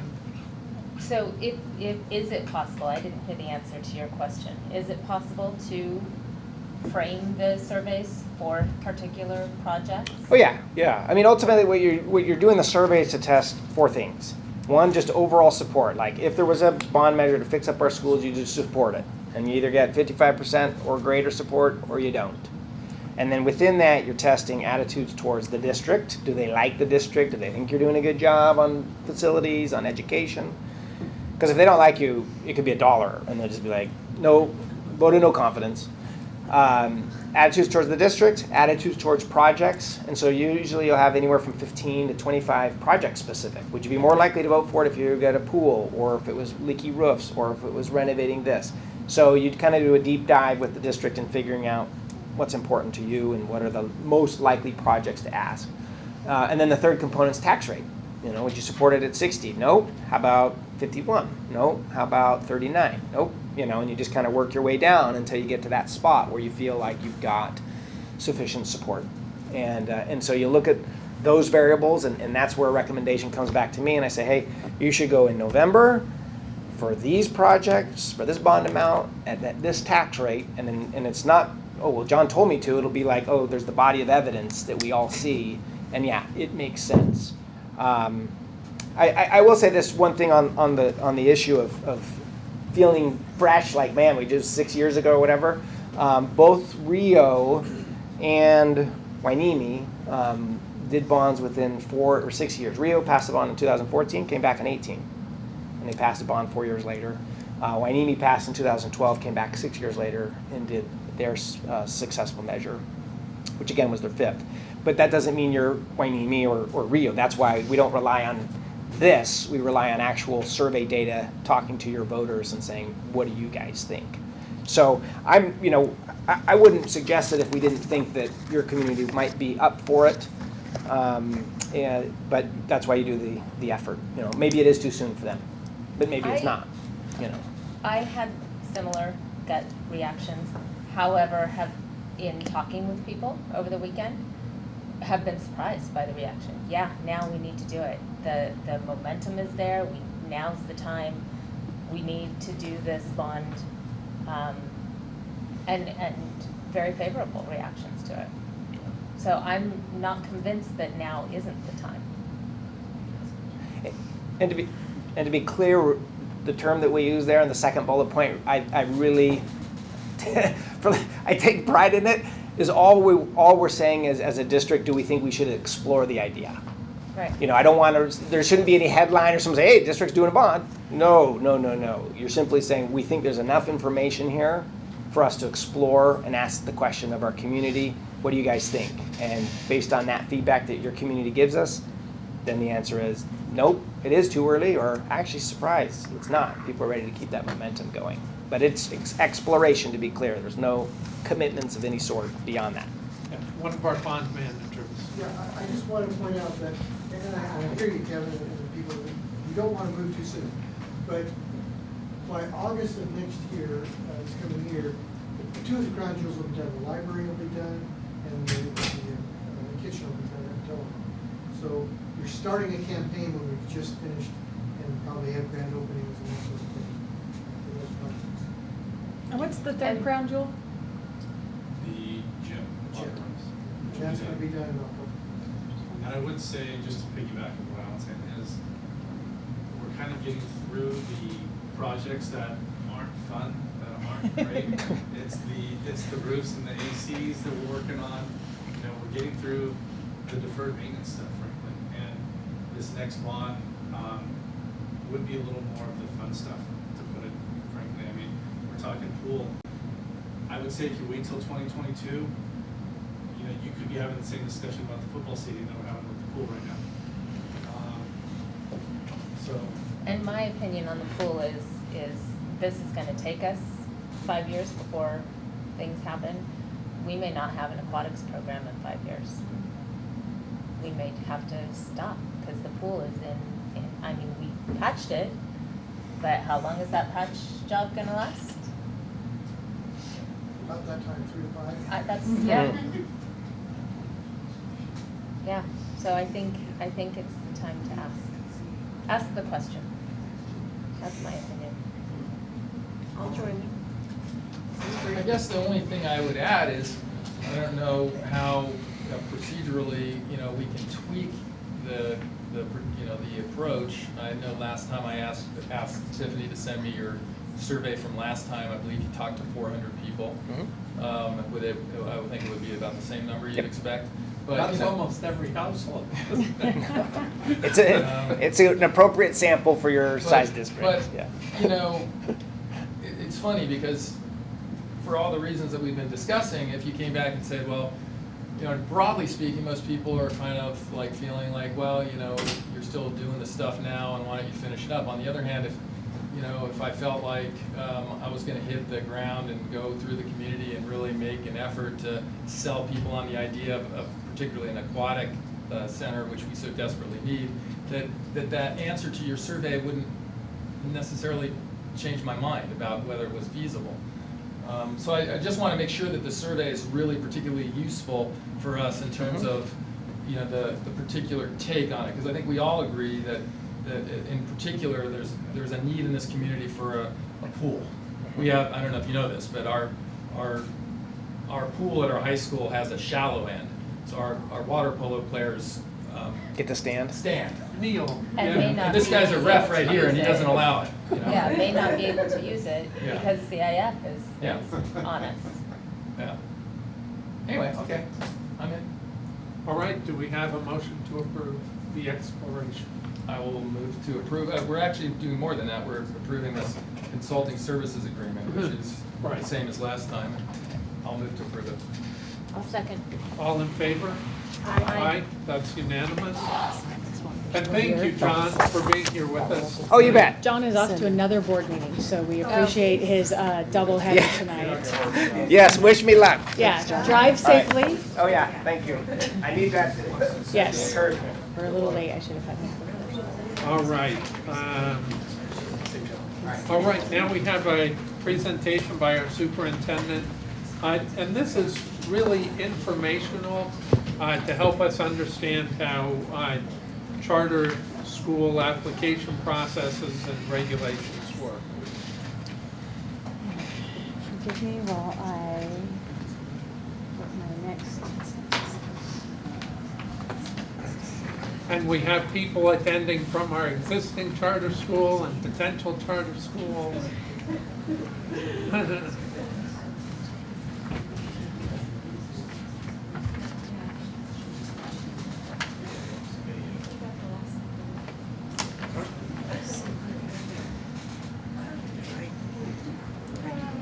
And we happen to have a superintendent with a great deal of experience in charter schools, having worked at the county level in charter schools. So I actually asked, hold on.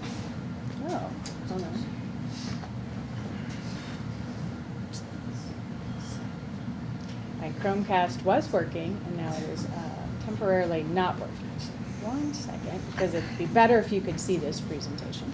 But the last picture, I think, was of London, and I was there for the last 2 weeks. Everything is there, just trying to keep people entertained.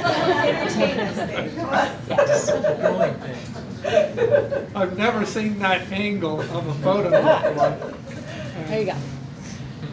The Chromecasting is new to us, but it allows me to sit up here instead of back there at the room and present. So thank you for allowing us to switch back and forth between these sources. So Marlo Hartziker has the job that I used to have when I first moved to Ventura County, which is the Charter School Support and Oversight position at the county office, the Ventura County Office of Education.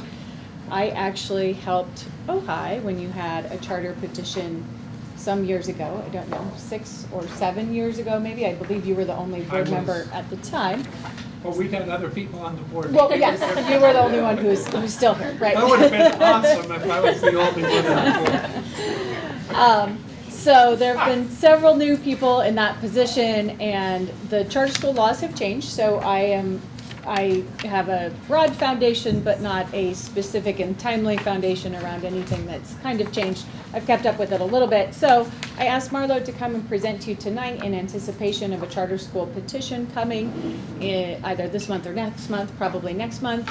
And she was already having a governance training for all these charter schools and couldn't ditch her own party to come here. So she gave me the presentation to give to you. So this is her presentation. I'll go through some of this kind of briefly. What sort of an entity is a charter school? And it's really important to remember that charter schools are public schools. A lot of times you hear this idea of public schools versus charter schools, and charter schools are in fact public schools. As of July 1st, 2019, they must be operated as or by a nonprofit. This was a new change because there were a number of for-profit institutions that were running charter schools and taking public funds. There are various types of structures. You can have a CMO, which operates multiple schools. So that would be like Vista Real is part of the Learn for Life Charter Network. Actually, I think they're pretty close to being one of the largest CMOs in the entire country, and they operate a school here in Ventura County. You can be a single nonprofit, one school, one board, or you can be a dependent charter school operating as a school of the district. I don't believe we have any dependent charter schools anymore in the county. Almost all of them, except for Vista Real, are that middle kind. You have to, charter schools effective as of 2020, this is relatively new, have to follow the Brown Act. There was some discussion about whether or not that was true. They have to follow Government Code 1090, and they have to comply with the Public Records Act. So they basically have to follow a lot of the rules that we have to follow. This is the general ed code for the charter schools. These, if you want to go look these up for your perusal later. These are the types of charter schools. So there's a district authorized charter school, meaning we want to start a new school and we say we'd like to start this as a charter school for a variety of reasons that sometimes make sense but don't make sense to us at this time. You can have a conversion charter school where you have a current school that changes over to a charter school. You can have a countywide or statewide benefit charter school, although the statewide benefit charter schools are being phased out per the information sheet that I handed out to you about some new additional changes that are coming to charter school. Charter school law has changed a lot over the last, well, is changing a lot from like the last 3 years to now. You can have a non-classroom based independent study charter school, which is Valley Oak falls under that category. Even if it's a homeschool, it's a non-classroom based. And then you can have locally versus direct funded, which basically means either, again, the dependent versus independent charter school. An independent charter school is autonomous. They have a separate board from our board. If it's a dependent charter school, you are the school board for that charter school. And then these are some other considerations. If they're part of the bargaining unit, if they're a dependent charter school, you can choose for them to be part of the bargaining unit or not. And what services the district provides are negotiated in an independent charter school. So we could, as a district, choose to provide services or choose not to provide services. That's all part of the negotiated process. This is your role as the authorizing board of a charter school. So that doesn't, okay. Hold on.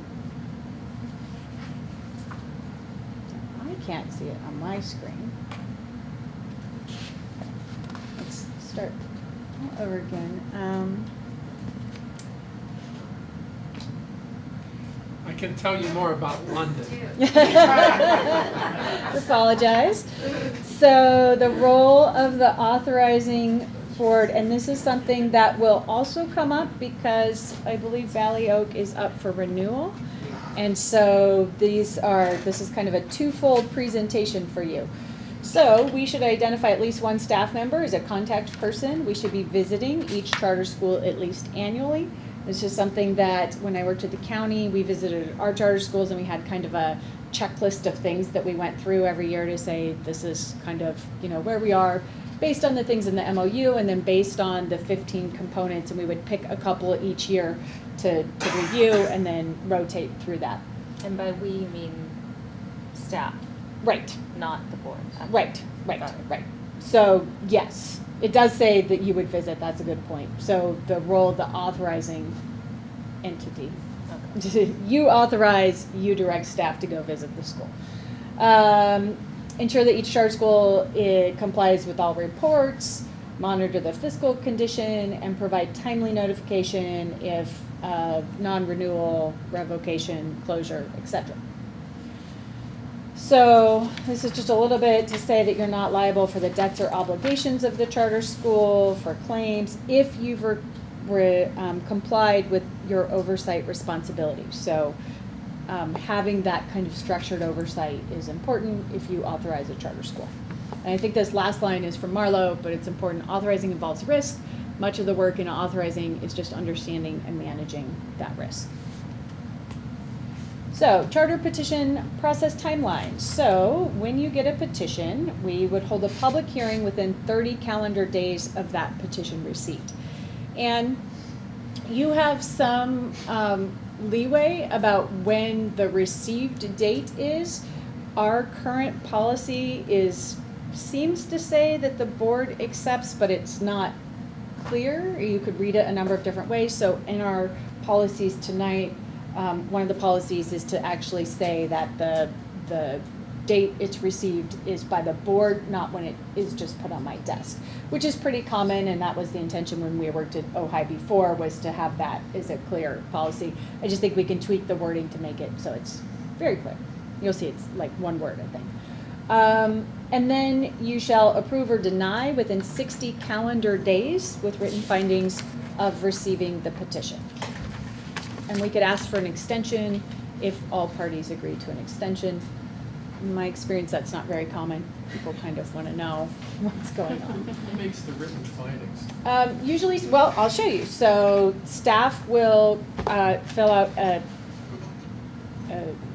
spreadsheet, essentially, and provide that to you. And you'll make a determination based on that. So I have a copy of that for you, the matrix, we call it, and you should have a copy in your packets, and then there's copies at the back available as well. That it's VCOE's matrix. We can choose to use it or not use it. It's up to us. It looks like this thing, which I did not put in the PowerPoint, but it basically takes the 15 elements of the charter petition, and then staff in various areas. I have a whole slide on this, but so for example, education program, that would be Cheryl. Cheryl's going to look at the education program, and she's just going to rate whether it's strong, sufficient, insufficient. I took your copy. And can provide written notes in each area about strengths and deficiencies or whatever that looks like. So these are the 15 elements that the charter petition has to follow. As you, I'm sure, are well aware of, Thea, these 15 elements. Each one is pretty complicated. It seems like, oh, there's only 15, but it's like a multiple choice math problem where you start with one and then there's actually 3 more pieces of that problem that are within each, at least 3, that are in each area. So our charter petition process in RN is to evaluate the applicant's capacity to implement the plan that they describe, to ask probing questions or ask concerns about the petition, and then the bottom line is it sound program? Is it comprehensive and cohesive? And are the applicants likely to implement the proposed program successfully? And so you would use this matrix from staff, or if we chose a different matrix, we could. This one's pretty comprehensive and I think easy to, having both filled it out and presented, I've been on all sides of this. It gives you a pretty good sense of where the programs are in terms of these questions. So the review checklist looks like this. You have a copy of that. There's copies in the back. We're happy to share that with anyone if that's what we decide that we want to use this format for review. If the charter school is approved, then we would identify staff to perform regular oversight. We have an MOU. The MOU has a number of things that we agree to, what services we might provide, etc. And then if it's denied, then the charter school can go to the county board from there. Is the MOU a standardized form, or are you the sky the limit in terms of what agreements? There's the county uses a standard MOU, and I think most MOUs with districts are some variation of that MOU. You can spell out specific things about services. You can spell out specific things. For example, before the law changed to required credentialed teachers, the VCOE's charter schools in their MOU, they would say, you're going to follow the Brown Act, you're going to follow Government Code 1090, and you're going to have credentialed teachers. Because the governing board felt like that was those were important components to identify for the charter school to be successful. And the charter schools all agreed and said, yes, we agree. There's some other things like who is the authority under if a charter school expels a student? Do they have a right to come to you as a board to appeal that expulsion?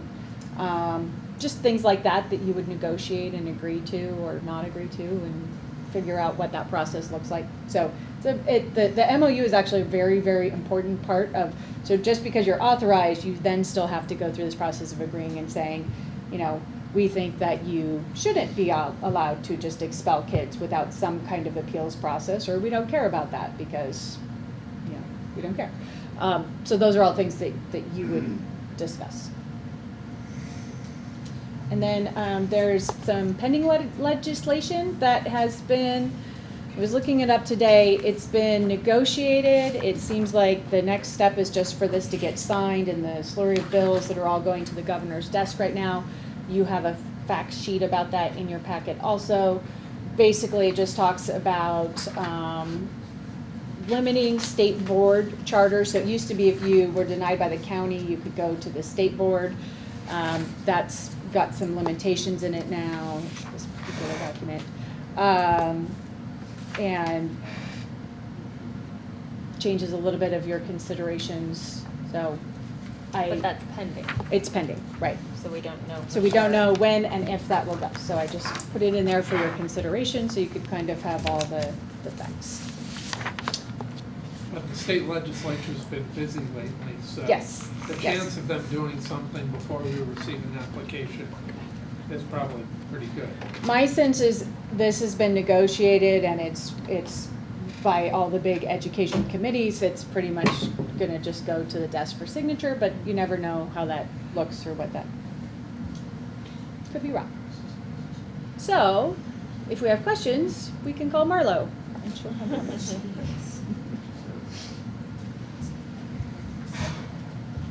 Thank you very much. Welcome.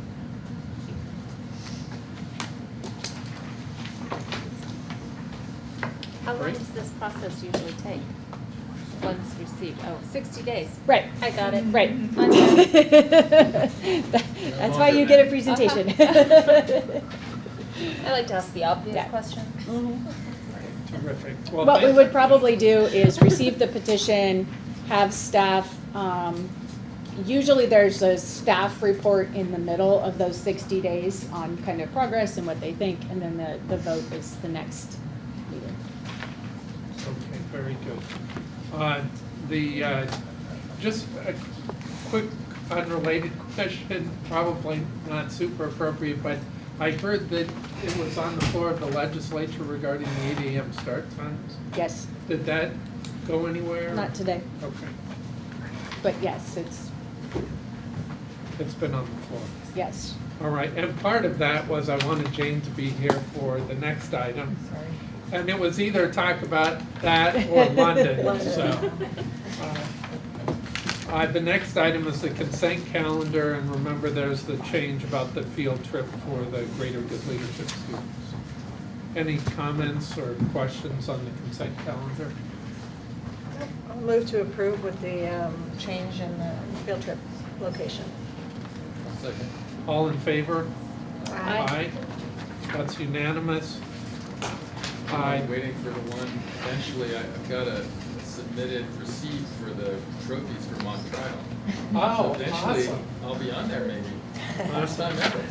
And remind us when you're working on mock trial now, when is the competition? It won't.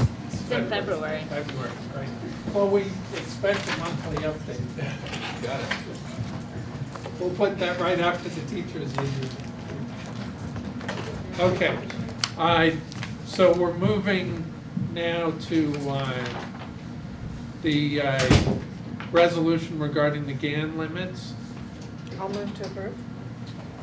Is there a second? I'll second. All in favor? Aye. Aye, that's unanimous. And then the unaudited financials. Patty, it looks like you're getting set up for that. Yes. Fantastic. And just a note on these unaudited, on the financial reports, I know I'm going to be impressed because they just keep getting better every time. And we appreciate that a lot. For those of you who haven't been with us for a long time, the state has a mandated way of showing accounting that doesn't make any sense to any normal person in the whole wide world. And years ago, that's all we used to get was this book of nonsense. Yeah. And now it's actually something that we can understand and make reasonable Right. decisions about. And Tiffany actually made, helped me with making it a little bit even easier to read. So Right. hopefully this one will be even better than last time. Fantastic. Thanks for being here, Patty. Awesome. So, as always, we like to start off where we ended the year with. And at second interim, we had projected that we were going to end with 715,000 in undesignated balance. We actually ended with a little bit over $1 billion. So that's 313,000 more than what we had projected. And I'll go over as to what consists of this 313,000. So what are the unaudited actuals? In simple terms, it's just a report of all the activities in the last fiscal year that we're presenting to you that haven't been audited yet by our auditors. And that's going to happen, they'll actually be coming in October to look at our books. And so then they will become audited at that time. And having that money in our funds over the course of the next month may help us with the bond issue. So the timing is really good. Yes, they were Yes. very happy with our unaudited Yes. actuals report. Yeah, we met with him on Friday and Yeah. we showed him that we ended up in a much better fiscal Yes. than we had planned, so he was thrilled about that. And so. now that you've approved it, we actually have our ratings meeting on Friday. Yes. Again, as I had said before, timing is everything. If we would have waited 3 weeks or done this 3 weeks before, our financial situation would have been a little bit different, but this is everything as of June 30th, what I'm about to present to you. We decided to or Tiffany and I talked about how we could make it easier as to what's good and what's bad. And you can see we increased revenues, and so we highlighted it in green. We also increased our expenditures from what we had originally projected at second interim, so we put it in red, which meaning it's not so good, but definitely not bad because we ended in a better position that we had originally projected. Well, and it's not necessarily good financially, but the fact that we're spending for good things. Right. Is a good thing. So this is just a brief synopsis of the whole fiscal year. And at the very bottom, as you can see, our undesignated balance is $313.88. Now I'm going to go into the next slide that's going to talk about of the components of ending fund balance, which is basically money that we cannot spend. So this is money we set aside because it's either legally restricted or we hold it in inventory, which is the stores. So all of this is what the components of the money that we cannot spend. It's set aside. Any questions before I move on to the next? Well, we maybe got our, Cindy, did we get our special education ban in We yet? did. We got it? Okay, Yes. when we made this on Monday. Yes, we did. We didn't have our ban in yet.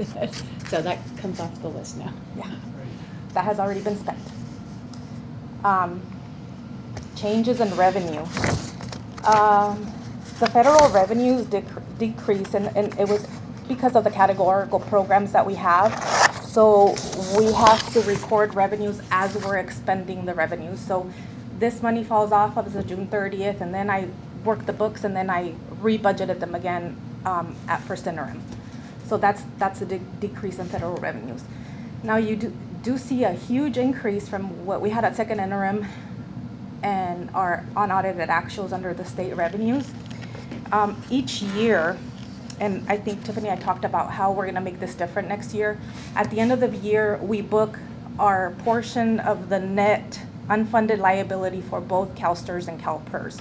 So we do an entry for revenues, and then we do an entry for expenditures. So it washes out, but that's why we see a huge increase in state revenues. It's really not new money, it's just this booking entry that I have to do at the end of the year. So we'd like to change that so that Right. you don't see this booking entry that changes this number. So we'd like it to be more consistent and Right. transparent from the beginning. So and you'll see that at first interim, I am going to put it in the budget so that it doesn't show at, unaudited actuals as a huge increase in this revenue and the offset expenditure. So it'll be a little bit more consistent now. Local revenues, it increased by 150. We got more donation money, so that's always great news. So if you see at the local revenue, at the very end, we did increase our revenues with 1.2 million, but in reality, it would have been a little bit over 100,000 just because of the state revenues. If you take that what's it called, the gas fees, CalSTRS and CalPERS on behalf entries is what they're called. Now I'm going to move on to the expenditure side. There's a whole bunch of reds, but it's not necessarily bad because at the end of the last fiscal year, the board approved an increase in salaries for certificated management, and that's mostly what composes a difference of $29,000 increase in expenditures. And it also, it's the $86,000 that we spend in classified salaries was also based on our on the board approved increase for CSTA and classified management. Under employee benefits, this is where you'll see that huge spike, and that's the expenditures that's being offset by the revenue that we put in the state revenue. Books and supplies and services and others decreased because these are mostly attributed to our categorical programs that we did not spend at the end of the fiscal year. This is all carry forward money that we're going to rebudget again at first interim, so you'll see these increases at first interim. Capital outlay, a little bit over 10,000. At the end of the year, we did purchase a portable from the CDR, and I think it's at Miramonte. Yeah. Am I mistaken, right? Yeah. Other outgo, this is the increase in excess cost that we didn't budget for previously. In cafeteria, an increase of 8,000, and that's mostly attributed. Sorry, what was the second? The last one? Other outgo is excess cost. So it's tuition costs that we pay to the County Office of Education for the kiddos that are in special ed that are being serviced by programs over at the county or at other school districts for services that we can't provide for them.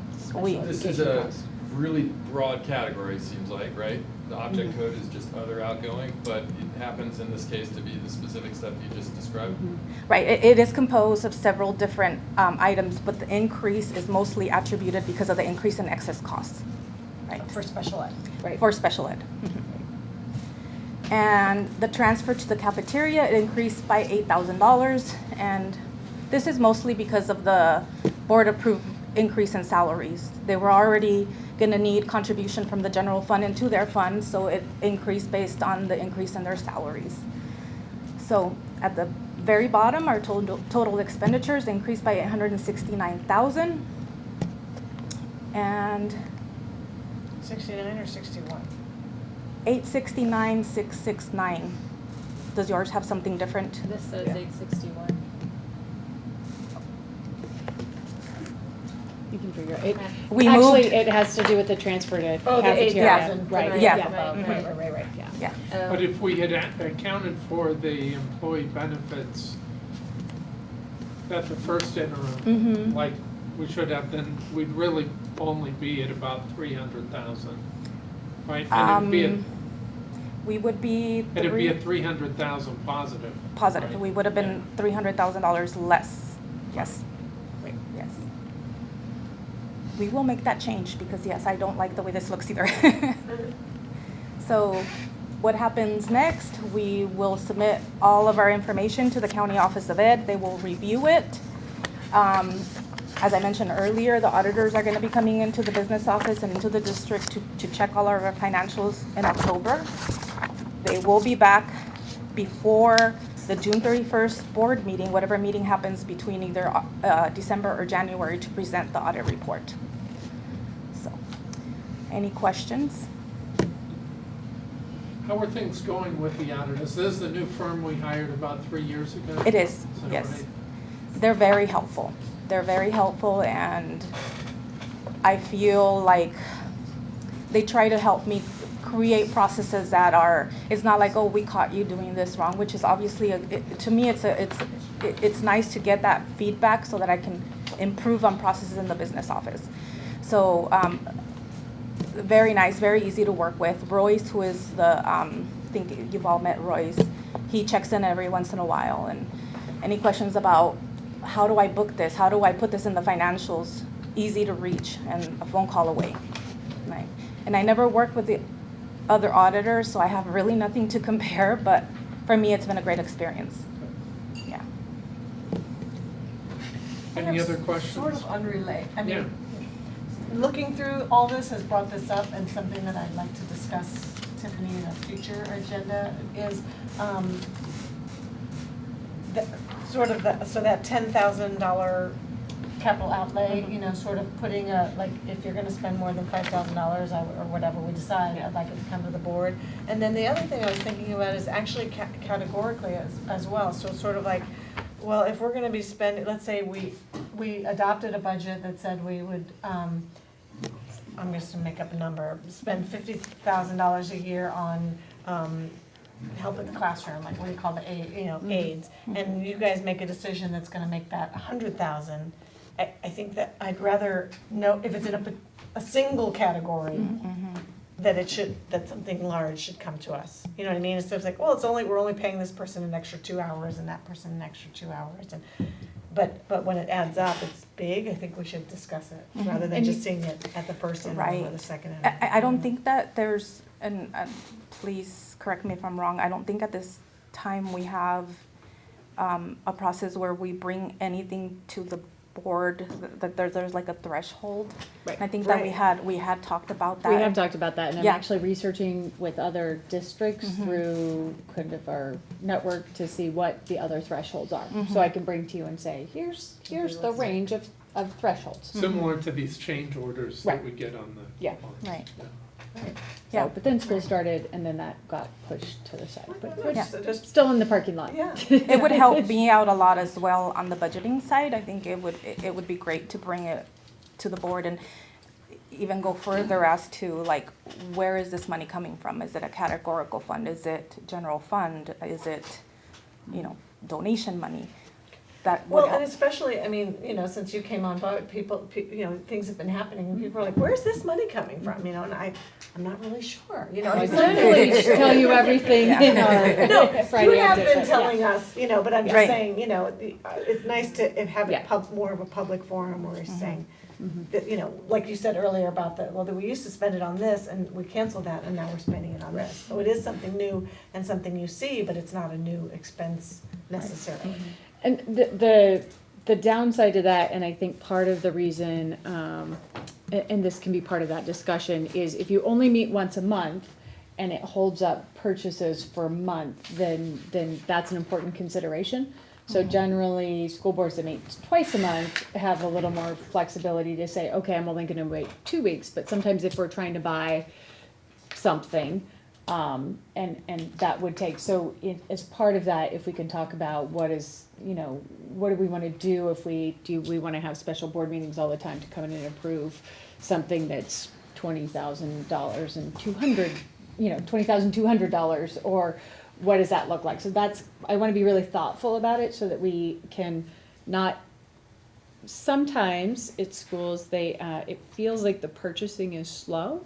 Not always, but on occasion, and like, why does it take so long? And so I want to make sure that we're not adding to that burden for our teachers, but also giving the financial transparency that you need. So just being thoughtful about the design of that. Right, and I also have concerns about being overly, I don't wanna have,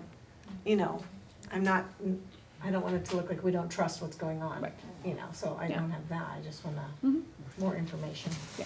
Versus, fiscally, we really only hear from you 3 or 4 times a year, so like Yeah. Kevin or Thing mentioned, like with the bond, we get, every month, we get something, that's okay, we don't necessarily have to vote on something, as long as we're getting it, because then we can sort of say, wait, what? So we also have a new product coming called AlaView, that, because one of the reasons it's hard is we get these escape reports, and Patty does a good job of protecting you from the escape reports, but you see them in here kind of in the bond. Yeah. Like they're almost impossible to decipher.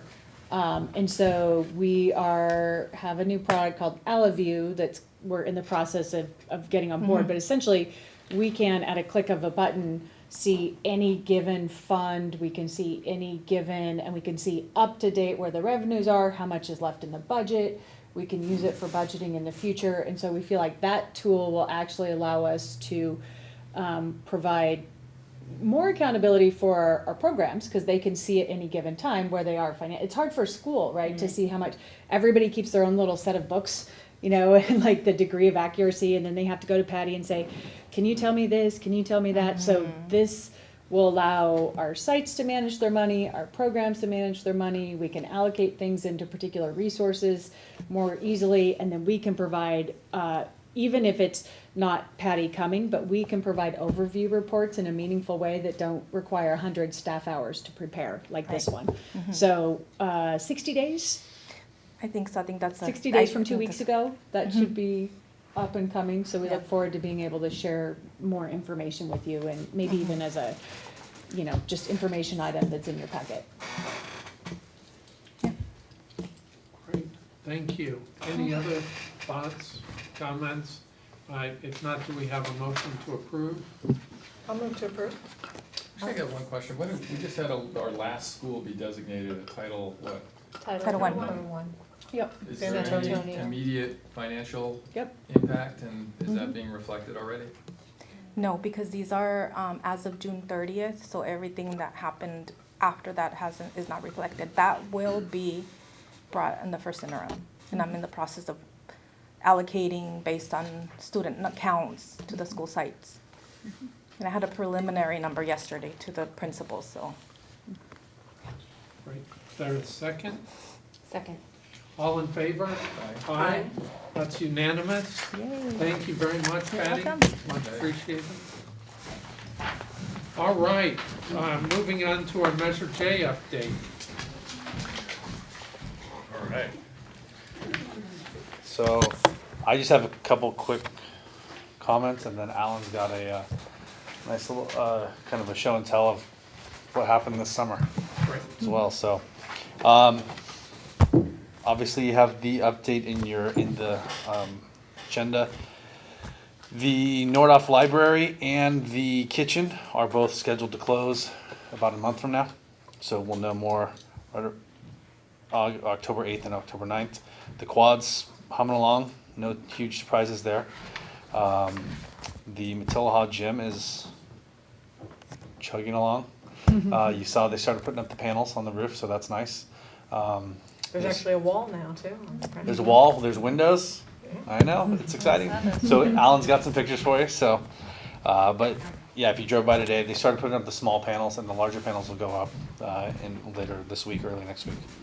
And then as you go down the list, Matilahaw roofing is done, Miramani roofing is done, the Miramani shade structure is done, San Antonio roofing is done. The San Antonio parking lot, we're going to DSA October 16th, I believe, 19th. And then you have the list of all the completed projects below. We actually, there was 21 projects basically completed this summer. And that doesn't include, we're not including a few things like Miners Oaks painting that are still outstanding because we have to fix one wall. And Hey Adam, quick one. When you say going to DSA, does that mean the submission is gonna be made to DSA and then we just wait? just the preliminary design. So for the San Antonio parking lot, yeah, that, we're going to DSA for a preliminary plan review, showing them this is what we're thinking. They're obviously gonna have some corrections, some changes they want made.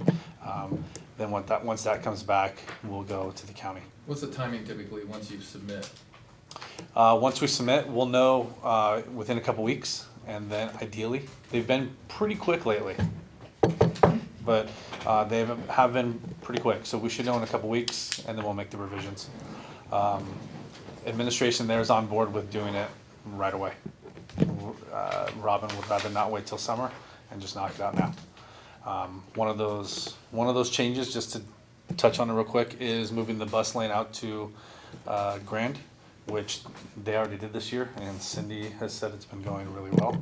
So we'll have an actual bus lane out there with a sidewalk and all of the above, but it's been going really well. So yeah, we completed 21 projects. There's a couple that aren't done. The Miners Oaks painting, the blinds project will actually be completed next week.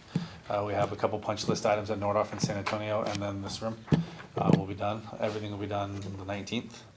And then we just got news this afternoon that Nordhoff, we had 2 remaining DSA. The one package got sent to DSA for full sign-off. They're not expecting any hiccups. They already know it's coming. So that leaves us with just the Miners Oaks one. So out of 34, we've down to one. And you as a board already approved the fix for the Miners Oaks one. That'll be done in November over Thanksgiving break. Because we are taking out a chunk of sidewalk. So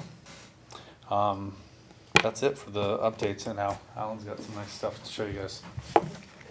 Great, thank you. Any questions for Adam? Okay.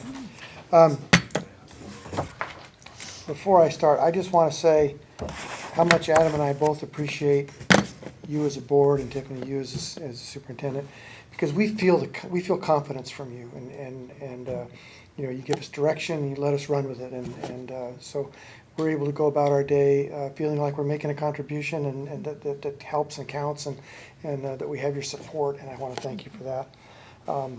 Secondly, I want to say that Trello is awesome. What is it? Tiffany first introduced it to me maybe a month ago, and I went back to the office and started playing with it, and this is so simple and it's easy, and it's awesome. Yeah. So I like having all my information in one place where you can just go to it instead of having to get this from here, that from We can look at somewhere it else. at any given point, see where projects are, see what's happening. Yeah, and then, we update it all And the we've time. been given access to the operations and the maintenance side as well.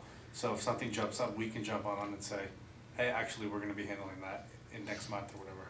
Yeah. So, Yeah. exactly. Water main and Not that And then happened another, recently, one but- final little sidebar, we put up already a couple of the little picture posts where students and staff and stakeholders can take a picture of the progress as we're going through. Thanks to Linda Jordan. who- Yeah, and Linda's It's her gonna collate all brainchild. that and make the storyline. I love the fact that Linda and Tiffany especially are cooperating on driving the story instead of reacting to the community, so I love that. Anyway, so now let's talk about Mr. J. The first thing, before I jump into this, let me talk about the change order at Matilaha. I can go, you have that as a $24,000 item, but it's actually 5 different items. And the first one of those, what I'm calling item 4, or change order number 4, you already know about. You've seen it in the reports. It's been all the numbers we've given you, but for some reason, that change order just never got to this board for a formal approval. So that $14,000, you've already known about it. Every time we told you where we were at numbers-wise, it was included in that. I just looked through the records and I couldn't find where we'd ever actually formally adopted it. Then the other 4 items are all smaller little change orders. And I'm happy to answer any of those about drinking fountains or water Is heaters. that fountain, both the fountain itself and the installation? The coach came to us and said, yeah, well, that's the fountain. No, that's the change, that's a full change order, that's installed, yeah. The coaches came to us and said, we'd like to have a drinking fountain on the outside of the locker room, and so that was an add to what wasn't on the plans. The water heater, we had this huge antiquated 120-gallon water heater or something that was more like a steam thing, and we took that out and we're replacing it with a 55-gallon one because there's only 4 showers and only 2 of those are going to get used. So there's no need to be expending the money to keep all that water hot and that. So anyway, that's where we are with that. There was some electrical conduit and water pipes and things that we wanted to cover to keep the kids from climbing on them in the locker room. And there was a required heat alarm sensor that had to be located above the showers, and that wasn't on the plan. So that's what those change orders are about for that $24,721. And I actually want to say I appreciate the way this is laid out, because I'm so tired of hearing change orders from Matilaha. I'm getting mad, and I'm like no more money. You just have to tell them they've got to do what they're going to do. I may have conveyed that to them. Yeah, in fact, But I when had it was laid out, I was like, oh, okay. Everything we've been doing for the last 4 months has been a 7% increase. My blood pressure went down a little bit. It feels like a lot. It feels like a lot. In fact, I had a conversation with Catherine Young, who's our R&T architect, on that, and she says, I know it feels like that, but really for a building this old and this age and the things that you've run into, you're doing really well to be at 7.5%. So anyway, that's that. So that'll be what I tell you about that. One other thing I wanted to mention that I've been working on, and Adam's been helping me, working on some solar research, because there's a lot of opportunity for solar for the district to save money from an operational standpoint. We've talked a lot about if we can spend a Measure J dollar that saves an operational dollar or $10, that's money well spent. And so I've been researching different options for solar, and I understand that previously we were going to do all the schools, and then we pared it back to just Motilla and Norwalk. There may be a way to get all the schools back in, and I hope to have some more information to you by the next meeting on some options there and ways that it could be funded. So there's that. And Which then- would also tie into some other like community microgrids, and there's bigger pieces now to kind of pull together in the community, and so we're trying to be really thoughtful about what we're doing. And if the power shut off, will we still have power to our schools, and can we use solar to also to save operational dollars, but also so look forward to having that conversation soon. Yeah. All right, now for the fun part, pictures. Measure J Summer 2019. This is, if you look on the far left picture, the groundwork and the drainage work that was done to change the direction of where water was going, where it wasn't supposed to go, now it goes where it's supposed to go. And then the other two pictures are two different angles of the staff parking lot that we did, and Quality Paving did a really great job on that. He did a lot of little things for us that he didn't really charge us for. I wanted you to see the inside of the locker room, because there are some things happening. You don't see a lot of change from the outside driving down Ojai Avenue, but inside things are changing. Those are gym windows, and if you look at, I don't know if this has a pointer on it or not, if I can articulate it, but that far right window is an extra window that the coaches asked us to add because they don't have enough visibility from inside the office looking at the entire locker room. So that occurred there. You can see some drywall stacked up in the left picture back against that wall. It's about, actually they started that drywalling this week. And then there's where some of your plumbing money is. And that the soffit that's in one of your change orders here is going to cover all those pipes that you see there, the white insulated pipes and the copper pipe next to it and some of the electrical conduit. All that's going to get covered under a soffit so the kids can't jump up there and hang on it. Who would do that? Middle school kids. You want names? Yeah. This is a view of the inside of the locker room, windows on the inside of the locker room. They do have the opaque glass in there now. I was wondering about that, because Yeah. I don't remember windows in the same. Yeah, they've got the frosted glass is in the window fixtures now. They'll be starting on the outside of that. They've already done the paper and the chicken wire on it, and they'll be doing the lath and scratch soon. Also, I threw this picture in about the roof panels going on the gym. Now, there's been some delays on that. This was the very first panel that they put up there, and it was tweaked a little bit when they put it up, so it's been rejected. But they've got, what's holding that up is called a spreader, and it wasn't sufficient in diameter and length to, or radius and length to do it without tweaking it. And they tried to build something, and that didn't work. But they do have a spreader on order. Those panels are supposed to start going up there this week to cover the gym. And the consternation is that we're trying to do that all in one panel, so there's no opportunity for it to leak anywhere. So each 2-foot section links together, and there's just one panel that covers the entire span. So that's been a challenge, but it's coming together. We painted Miners Oaks Elementary School. This is the colors of it. You can see we didn't paint the mural, that was left, but the nice blue and the dark blue and look there. There was a wall that needed to be repaired. It was part of the contract. What was not part of the contract was the wall on the left. You see that was part of the contract, but the framing wasn't, and all the framework, there was damage, water damage in there that went, across the header, around the corner, and so we had to have that separate. That's one of the things that really held us up from completing that project. We got tagged during the painting. That's all been taken care of. A police report was made. I made a report to the police, and they investigated and stuff. Do we have cameras in that area? We do. I think they had one picture that they thought might be identifiable, and the police worked with David Rogers on that. This has all been repainted. It really wasn't just basically rolling it out. It was painted. This was after it was painted. After it was Like a week after. Yeah. Oh. So we still had stuff going like a on. We still had blank paint, canvas. so we just painted over it, and yeah. And then I think in the last meeting we talked a lot about the Miramonte Elementary playground restoration, And we had that water bed of dirt out there that's, you see on the left when the old pavement was removed. And then they came back in with the substrate and put a 4% concrete mix in and tilled that in with like a huge 18-inch deep rototiller. And it made all the difference in the world. I mean, it was like rock hard when you were done. And this is what it looked like when they were finished. So once again, Quality did a really nice job for us. We're really happy with Doug. Just finished last week was the shade structures at Miramati. And so there's a couple angles of it, one from looking from inside the school out towards Lomita, and then from the bus lane looking back at those. Just remind me, are there shade structures going in all schools, or how's that working? Not all. Not all of them, but we do have Because them they in have the, other shade already? yes. Some of them do, yeah. Yeah. Like, for instance, Miners Oaks, the big playground is naturally shaded by the eucalyptus that run down through the Command Conservancy. There's a smaller playground that could use one. And this one had it in the budget, so we did it, and it's kind of the test site.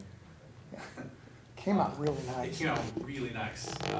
We'll see, there's, I think that there's a 10-year warranty on the actual canopies themselves, and if we ever have any issues, USA Shade comes out and handles it themselves.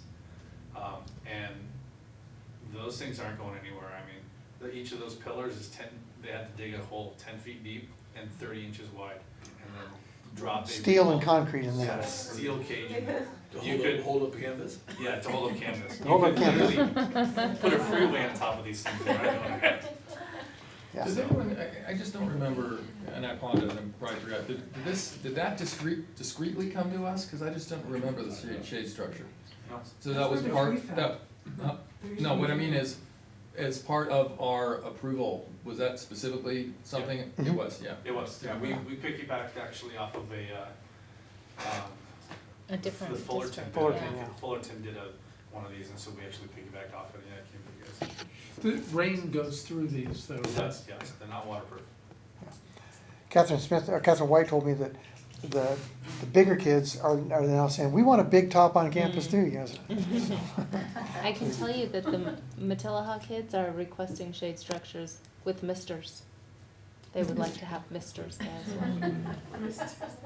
We got Or them some misses. additional benches around there, some tables. You know, They're you coming. give them a bench and they want. Another project that we did was Topa Topa Elementary School painting, and that's the colors that you see there. And the far right one shows, if you look deep enough in it, you'll see the nice little grass, the artificial grass amphitheater outdoor classroom that PTO provided. Can I ask you about that? So, you can't just automatically attach a sail to, say, that building, right? No. It just puts weight on the, Correct. Anything over 6 feet tall, we need to get DSA involved, and you could technically attach one, but you need to be actively seeking a permanent solution, I think is the verbiage actually from DSA. So, we've had a few that have been there for quite a few years that we're, from what I remember Actively standing, seeking. waiting to go in the library, that's a really hot corridor. Yeah. We did take care of some of the gutter issues on it though, so that the rain won't rain on you as you're walking down that corridor. New Da Vinci tile roof at San Antonio. You can see it really maintained the sort of historic look of the building, but it's a really nice product. Yeah, I love that. And then Nordhoff High, the quad remodel. Lots of things happening here. These are some pictures that are a few weeks old now, but you see on the top right is kind of a gathering area that can also be used as an outdoor classroom as kids sit on the steps. The boulders are in place there that will also be used for seating and gathering. And then we've got irrigation lines in ready to be tested this week, and some seat walls that are formed, and they've got to touch those up a little bit, and then they'll be ready to pour. So if you're out there, there's a new photo stand Yes. that's Linda's idea. You put your phone on it and you take a photo from the exact same place. It's got her email address on it. You email it and we can make a time-lapse video with photos just sent to us from people who are out there. So if you're out visiting this site, please take a photo and send it to her. Yep. Brilliant. And that's just like some of the forms for the seat walls and another angle of that quad area that's under construction. That's it. Can you talk briefly also about piloting the carpet and the laminate and Yes. briefly on that? We put out to bid the ceiling and flooring at Chaparral here. And it came back and when we saw the cost, we said, well, maybe there's a better way. And so we said, instead of ripping this carpet out and refinishing all the hardwood floors, which is really labor expensive, what if we just put carpet? What if we put carpet squares? Or what if we put laminate in? And so the answer to that is, the ceiling has to be done whatever to keep the tiles from falling on kids, but that's only part of what we bid. So if we put in carpet, well, first of all, to remove the carpet, no matter what you do, is going to be about $4,000. If we put in just carpet, it's about 15 grand. If we put in the carpet tiles, the square, 2-foot square tiles that you can get a wear pattern, you can pull it out and replace it, that's about 17.5. And if we do the laminate flooring, it was 32? Yeah, 32, yeah. including removal, yeah. Yeah. Including removal? No, that's for all of Chaparral, to go down there. 5, 6, 7, 7A, 8, No. 9, and 10, yeah. Both, but essentially the idea is we're also piloting some new floor coverings. So Oh, that in the yes. future, as we replace floor coverings, we're trying to look at, so in here, we would have to replace this entire floor if there's a stain. So we're looking at what kind of flooring can we have that's long-term, that wears well, that doesn't require stripping, that doesn't require vacuuming. So how can we reduce the load on our custodial staff by putting in long-term wearing materials? So we're piloting those in a couple of places in preparation for So eventually. Kaya, the company that did the track, also does that sort of laminates and carpeting and things. And Adam's talked to them about making a donation to a couple of classrooms, one classroom in laminate and one classroom in carpet, that we're probably going to do at Miners Oaks. We're negotiating with them about it as a test. And we were thinking of putting the carpet in the room where they do their club meetings, because it gets a lot of abuse and wear and tear, and then the laminate in one of the other rooms. So frankly, it's a great idea, and I'm happy that they're willing to do it. When we got their quote to do it, they do the installation and stuff, it kind of looks to us like they, lowered the price of potatoes and raised the price of sour cream. So, Yeah, we have another bid coming in just to see where they're at, but, yeah, the idea is we'll test the two and we'll see, because there is a line on almost every campus for removing tile and carpet, especially some of the asbestos-containing tile. And so we thought, let's try it this year, let's let the kids just try it out for the year and see which one survives. And to check in with our custodial staff and say, what does this look like in terms of your workload? So just wanted to tell you we're thinking ahead about what we can, the best use of funds. Absolutely. Thanks. What if I went in and tore the carpet out? What if somebody wearing black who couldn't be identified? What if I came to school and it was gone? But one of the things you have to contend with working on the school property is prevailing wage. And so they're paying their guys $50 an hour and adding, fringe on top of that and profit. So, you're probably looking at $85 an hour per man, per worker, per hour to come in and rip that out, so. That's right, it adds up fast. That actually dovetails into the one price here that struck me as seemingly really expensive is $9,000 for, I'm looking at drywall that maybe would take 2 days. A good drywall guy, maybe 1 day? We're talking about the Matilla? Yeah, Place no, to grow. A place to grow, okay. I mean, I know guys who would do that in a day. It was more elaborate, that actually took them about 4 days. To do I it. have to say the same about the painting. It's like, are you kidding me? It's 2 rooms.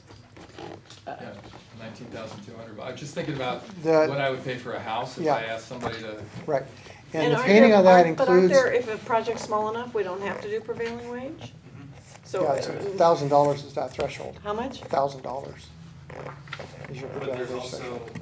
I would say with the interior painting, there is quite a bit of detail work with all the windows that are in there and all the window trims. It's not a simple spray and go. Right, there's 2 offices, there's trim on all the doors, there's bathrooms, there's trim on the doors of that, there's inside, outside bathrooms, there's inside and outside of the bathrooms, not indoor, outdoor.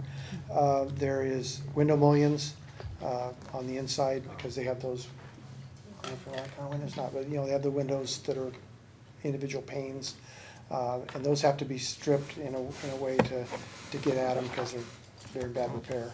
So, it is expensive, grant you that. I would choke on it if it was my house, for sure. But it does fall kind of within what we might expect. All right, if there are no other questions, items 4 through 7, we could probably take together unless there are Sorry, separate issues. I'd like to pull out 6. Sure. I don't feel like I have enough information yet, and some of the stuff that I was up there yesterday, and one of the things I wanted to look at, so I'm recollecting there's 5 classrooms up there, and I just kind of wanted a little information on when was the last time we used 5 classrooms as a district up there, so if we got back to 75 students, you know, how far are we going back to that list? Also finding out from you guys, what else, if we save those classrooms, or by spending money on the roof, or tell me like the CD building over, remember, what else am I gonna spend on those I two actually have rooms? that information for you. Or So some. before, I just don't feel like I can vote on on fixing the roof until I know. So the HVAC is unknown. I know it's old. I know for a fact it's old. We just don't have the actual year. The operations team has flagged it as red, which means it needs to be replaced. So we're looking at probably 40 grand to replace it up there. The Per whole air room? conditioning or just those 2 rooms? Just those rooms 4, 5, and 6. So we have 2 wall units and 1 rooftop there.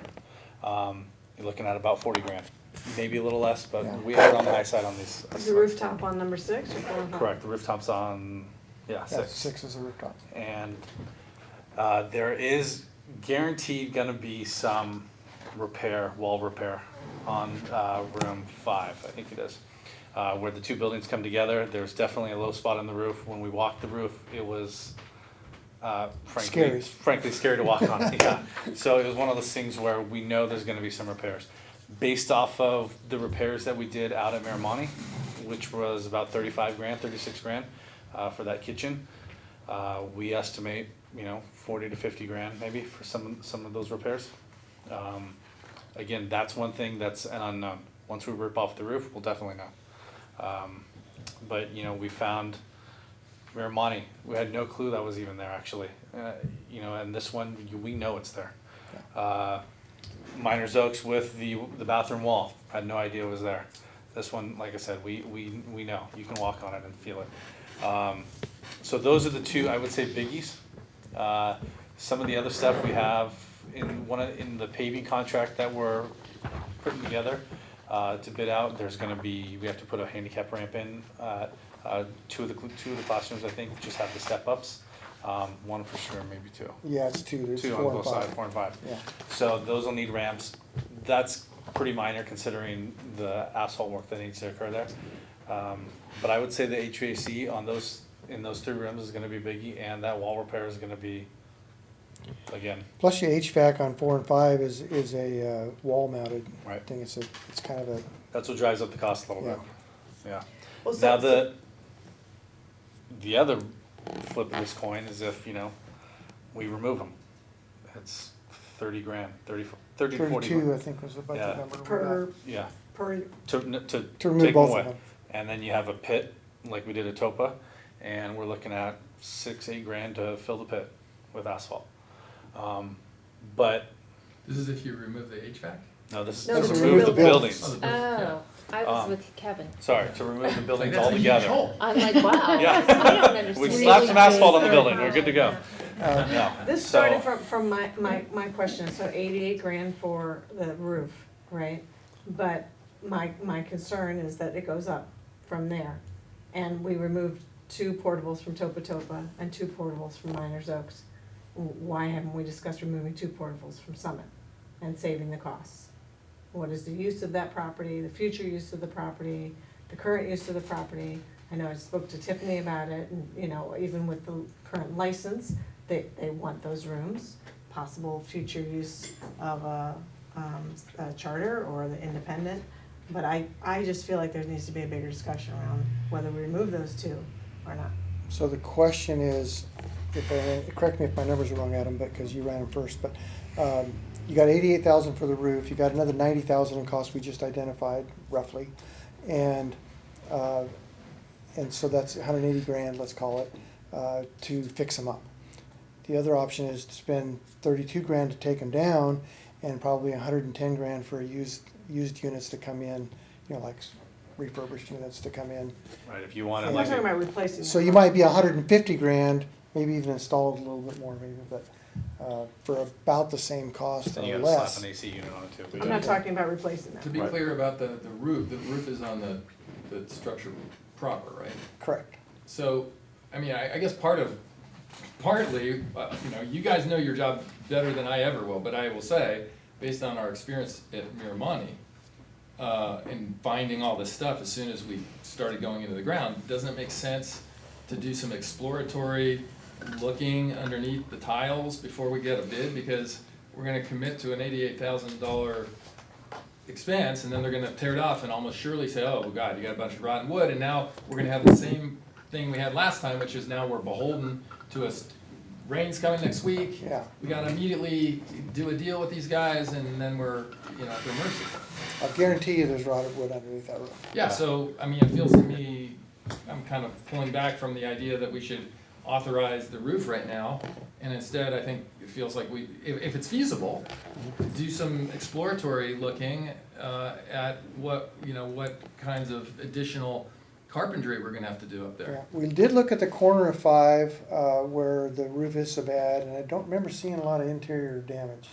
No, there was a little bit of leaks you could see in the interior. It's not like a. Yeah, I mean, we can't peel back the roof and look, so we would have to go in from the exterior wall and look. But can't you, likely, I mean, but we could definitely do I'm some. embarrassed to say, I went through probably 6 months to a year with a blue tarp on top of my roof. Yeah. I mean, you can look at stuff and We can temporarily- definitely do some exploratory. Didn't Jason give us a restoration bid too?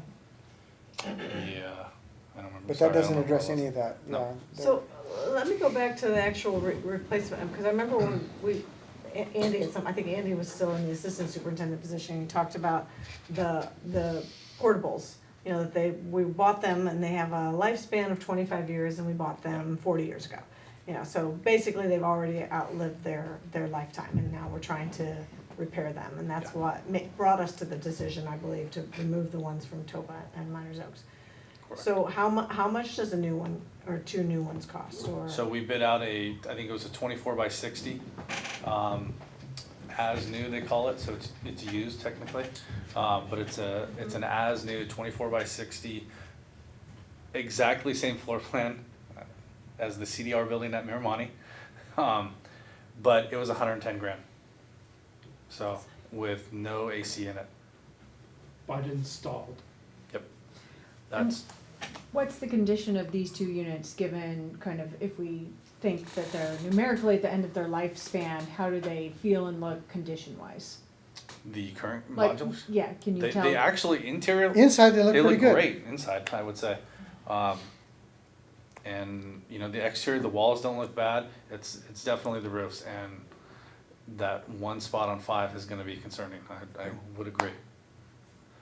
So, I mean, there's one spot where you literally have to jump over that to get to the next roof. 'Cause it's- And it sinks as you push off of it, Yeah, so it's gonna be a little concerning, but, the rest of the building as a whole, they look pretty good. Yeah.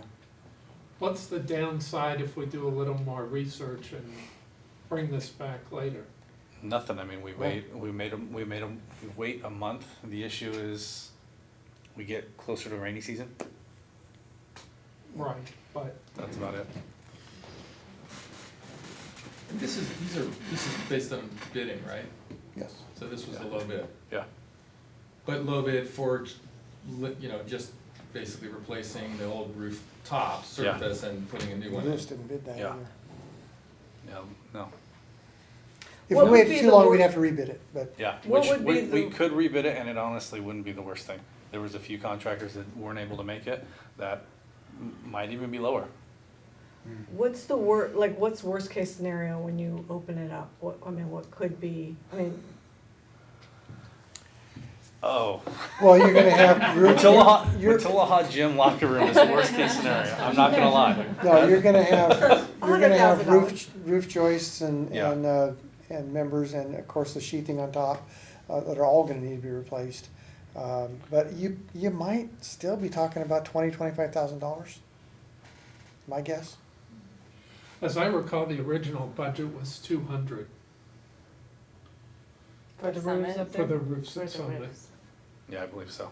Yeah, it sounds right, but I'd have to check it. Yeah, I would say, But it doesn't I mean we would- should try to spend. right, No, of no, course no. not, of course not. I would be a little more cautious, but yeah, I mean, I would say, yeah, I mean, like I said, Miramani kitchen wall, one wall was 35 grand. Granted, there was a lot more plumbing that'll be in this wall, but And does the proximity to room 6 make it more of an issue, or are they gonna? no, it's just, no, they kind of come in at the pie there, Yeah, it is. and it's right there, so no, it's not an issue with room 6. Do you get to a point in the season where you can't do this project because it's raining, or you could complete this project at any time during the? They can during- complete I it think at you do any it time. anytime, yeah. And if we approved it tonight, what would the timeline look like? We would get started immediately. We already talked to They're Jim. ready to go. Yeah, about programming as well, and he's happy to move around based off of our needs, 'cause, you know, just excited things might get done up there. And same thing with the paving, the asphalt, you know, we were out there walking it, and you know, he said the same thing, you know, whatever you need. Seems like it wouldn't hurt to get more information and make sure we're comfortable. Well, and as we're doing that too, I mean, in terms of the paving, there's a lot of pavement there, but I don't know Right. how, I mean, obviously you want good pavement where the basketball is for outdoor Right. fun. You want good pavement where you're parking, but then there's this huge area outside the Hartman Hall that, Right. I don't know. Essentially playground, yeah, paved playground. Is that what it used to be? 'Cause- Portables on that part, and what used to be portables on that part at one time. Yeah. back in the- And it looks like somebody put up a basketball hoop there right Yeah. now as well, so they're using it kind of as a playground, Yeah, I'm so. not sure I'm crazy for now. Yeah. But I don't know that we wanna repave all, I mean, that specific area reminds me of Miramar. It's rough. It's like, oh my God, that's gonna be a nightmare. Yeah, I'd it love to could be. see it ripped up and become, you know, native plants and a little Yeah. outdoor, you know, area for kids to explore with It would rocks certainly and- be, yeah, more cost effective to keep the paving to the parking lot and the basketball court.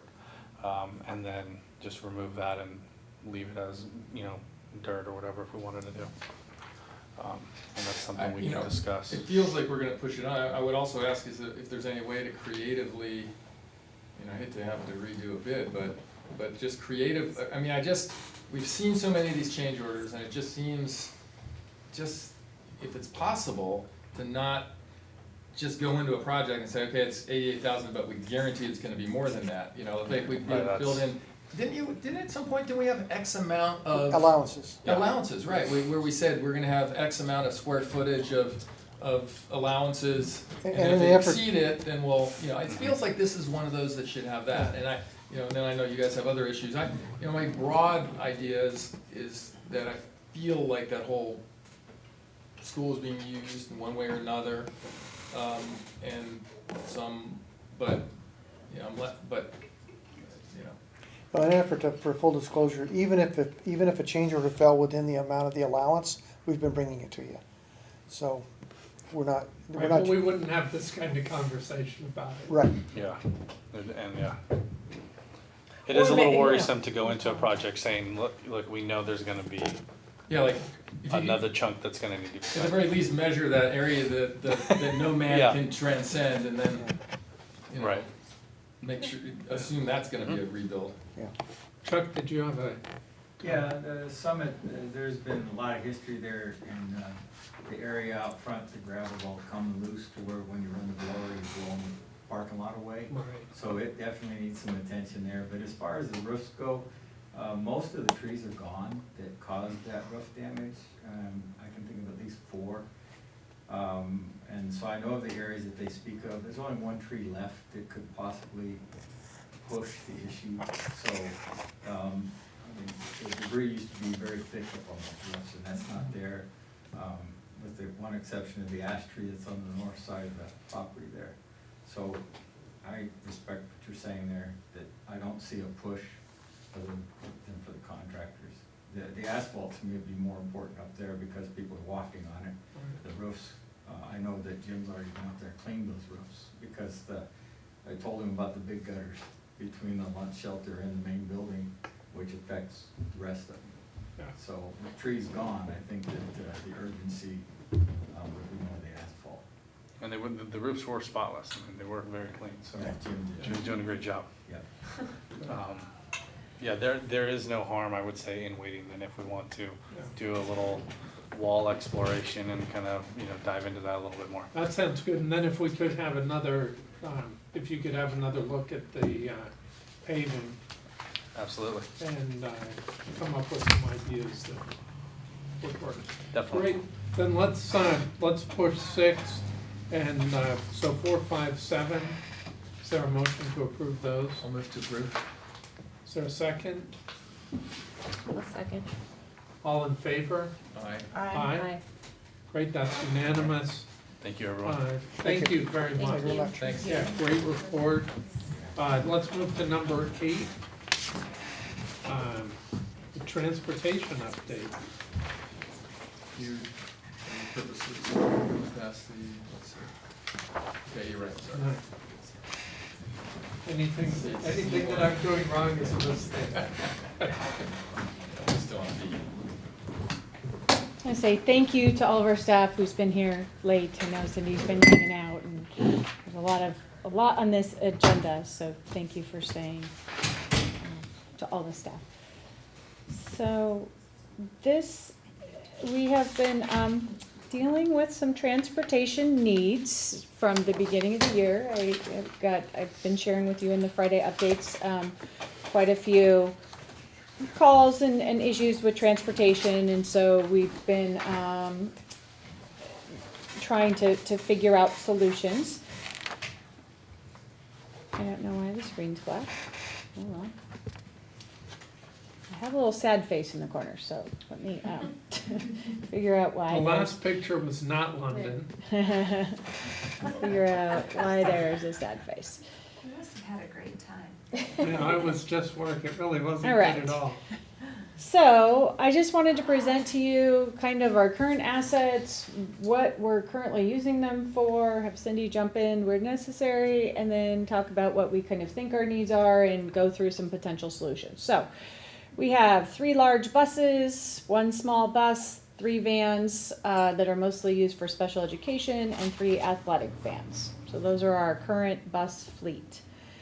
These are numbers on our bus ridership. So you can see that at Nordhoff, we take 55 kids in the morning. We take 0 kids home, which I thought was interesting. We don't actually even offer a bus home, do we? Mm-mm. Yeah. So we at Matilaha, we are up significantly in the morning, and we are up significantly in the afternoon. So lots more rides at Matilaha, and you can see this is by year, right? So the yellow with the red numbers are this estimates of this current year, kind of And the averages. thing that threw me before was MM is Matilaha Middle, not That throws me Miramani. too Yes. all the time. I'm Yes. like, Minor, it was yeah. always Miramani before. Right, Yes. exactly. No, all the elementaries are 2 letters, and our So secondary it's 3. gonna take a while. It's MMS. Yes. Mhm. And then at our elementary, we're up a little bit, not really significantly, but you can see our middle school there is, But that's up considering 6th grade is gone. right, So that's true. really, Yeah. that is It is more up, significant than, And I that, would, it doesn't explain the Matilaha. I yeah, expected to see a decline in the, yeah.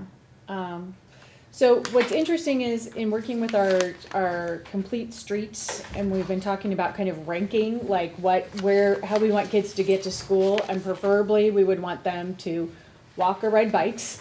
Then we would want them to be bused. Then, our last option is kind of parent drop off because of all the cars. And so this is actually great news that we have more kids who are taking public transportation to school. it was our intention. I in honestly buying think a buses. lot of the increase is, because I have parents coming to me, with the new clean running buses, air, Mhm. with the seatbelts and the air conditioning, it's, the Mhm. word's out and parents are, Yeah. Really? yeah.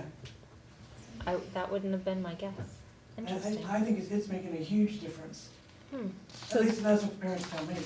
So these are our numbers overall, you can see from 16-17 through 19-20. So overall, if we add all of those together. And then this is bus availability. So I was telling Thane, I hope people don't ask a lot of specific questions about this one, but we sat down the other day and we kind of mapped out where our buses are, because I didn't have a good sense of that. So bus 1 is reserved for field trips and if another bus breaks. This was AM all, only. well, yeah, this is just the AM route right here. And so then you can see our bus 2 goes to Matilaha and Nordhoff, goes to Miramani, does the west end route. Our big bus 3 does kind of the east end route, and then our small bus is doing mostly special education and then the upper Ojai route there. What is the APG? A place to grow.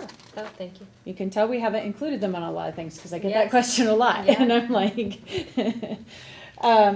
so in the afternoon, that bus that was doing field trips previously, we added in that Matilaha route, Matilaha to Miners Oaks and Miramani, which makes it unavailable for athletic events, which it was previously being used for field trips and then athletics, and then in case of emergency, bus breakdown of one of the other 2 big buses.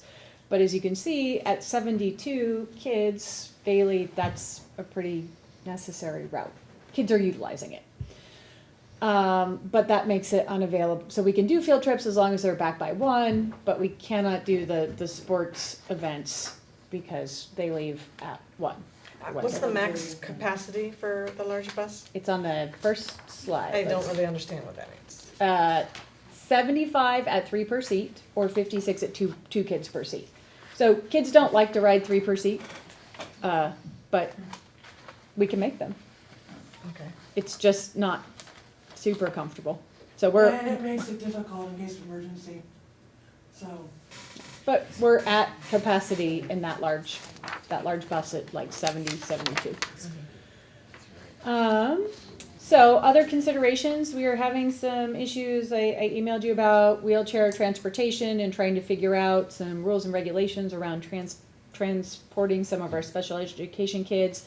They currently ride in car seats, but we may need to transport them in wheelchairs, which may mean our special education bus, our small bus has to be reutilized in a different way. That's still kind of all in process. I don't want to go too much into that, but So what is the new one we just got delivered today?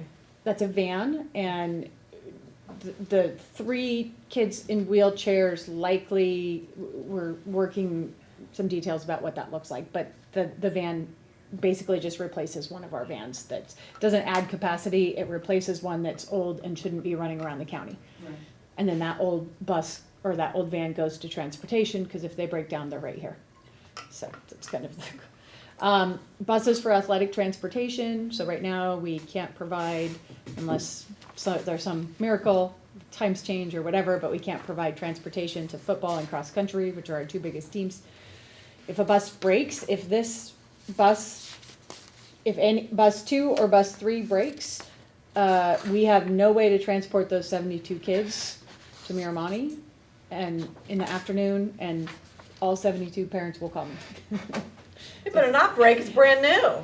No, but if one of the other 2, I don't know, the buses No, have they're repairs. really, really good, but you never know. I mean, they can pop a hose, they could, Yeah. you know. There's a reason they give warranties on this. Yeah, and it just could take us a week or so to, I mean, if it breaks, it's under warranty, but it might take 2 weeks to get it fixed.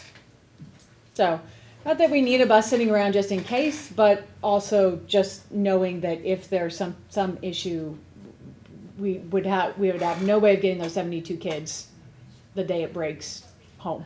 Out of curiosity, are buses capital improvements? Can we do bond?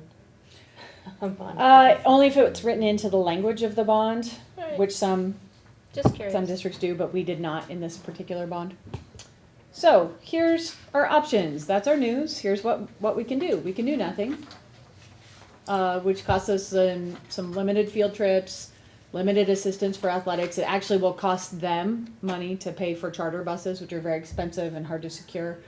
And then we have no backup, but we could choose that. We've been working with the city and trying to have a closer partnership with the city. We reached out to them and said, what about the trolley? they are willing to pull a trolley for us and do all these details that are here. It would be about $15,000 to $20,000 a year. It can only provide 40 to 45 rides. That's with 10 middle school kids standing. So it doesn't hit that 72 number that we are already at capacity.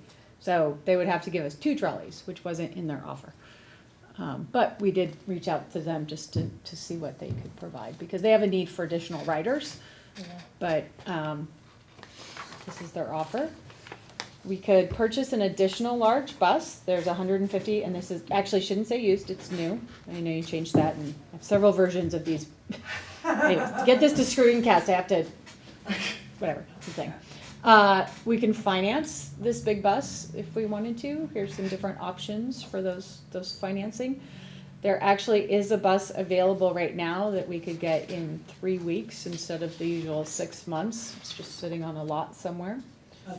A school district ordered 2 of them and then backed out because I guess they went bankrupt. So they're coming off the assembly line, and we can have them here in 2 to 3 weeks. One of them. If we chose to do that, we could potentially lease the bus and driver to other programs. So we currently do that over the summer. We lease our buses out to Camp Rama. Cindy drives for them. We've been in talks already with Holy Cross Preschool to see if there are some routes that we could add, of course, in a way that doesn't impact our programming. That would probably cover about half of the monthly cost if we were to finance it. Cindy's been in talks, and all of this is kind of in negotiation, so I didn't put any numbers up here. Yeah, we're moving fast, yeah. But Camp Rama thinks that they would have use for another bus. Monica Ross might have use for the bus during the summer. And then Villanova could contract with us for field trips. So these are all, if we had availability, options we could have to subsidize the cost of this bigger bus. Didn't we have trouble getting drivers a year ago? Actually, I have 2 maintenance people that they want to do field trips at night, and they're in the process. I'm training them so that they can be emergency spares, or they can go do field trips. So yeah, it has been a battle, but I've been extremely lucky this year. Yeah, it's an issue, and you'll see our bus driver salaries are quite low compared to neighboring districts where they might work. And so that's something we probably eventually need to address. We don't have a lot of bus drivers, so it's, not a huge financial impact to us, but it could increase our likelihood of recruiting bus drivers if we paid just a couple of dollars an hour more compared to, like if you can go to Ventura for 22 and we're 18. Also, I want to say, with Camp Rama this year, on the over mileage charge, it was like $8,800 extra on top of the 45. So they paid in mileage fees. Okay. Mm-hmm. So I think that can help too. And I don't see that going away. And might Camp Vermont need another bus, or? Yes, there were several occasions this summer where they had to actually charter out and get another bus because our 3 buses were busy doing stuff. There's like 8 or 9, maybe even more than that. There was just too much work and not enough buses. I know you showed us the lease numbers, and I think conceptually that's interesting to see on a monthly basis what we're looking at. But if we have money, I'm not sure why we would pay interest. To keep our ending balance up for our bond sales. Right, but if our bond sale is in 2 weeks. I think I kind of went at her that way because I was doing a monthly payment at Holy Cross, and so much of a big gap didn't come out of the district's budget. Right. Well, the question is whether we can do this after the bond sale.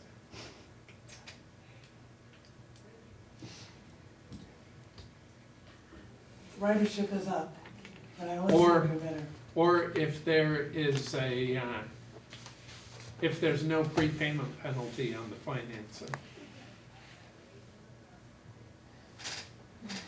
If that were an option that you wanted to go forward with, we can certainly explore that. I just wanted to bring to you tonight kind of the need as we've discovered in the last month and some solutions that we've been working on and kind of get a So a lot of the direction. focus is on another big bus, but it seems like the immediate need is the special ed Right. issue. I didn't see a solution. Well, we could potentially replace the small bus that's doing a route maybe with the big bus. Like, there's some efficiencies around that where everything is that we can do some work around.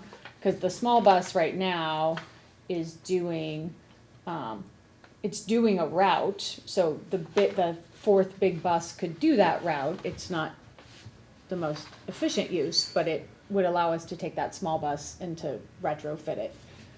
And just, I'm sorry, this is obvious to everyone but me, but the reason why the afternoon requires the third bus is just when schools get out and. Kids, I think parents drive their kids to school and drop them off because the timing is kind of convenient. And then When they're going to work. when they're home, when they get out at 2:30, they need a ride home, I think is the. Parents are still at work. So Yeah. we just have substantially more kids going on the other route, even though we have no Nordhoff at all. Well, so that's the other option, is we could potentially, if we had this other bus, redo our routes so that we could offer a Nordhoff bus home, because we don't even offer one right now. So we could increase our services potentially if we did some.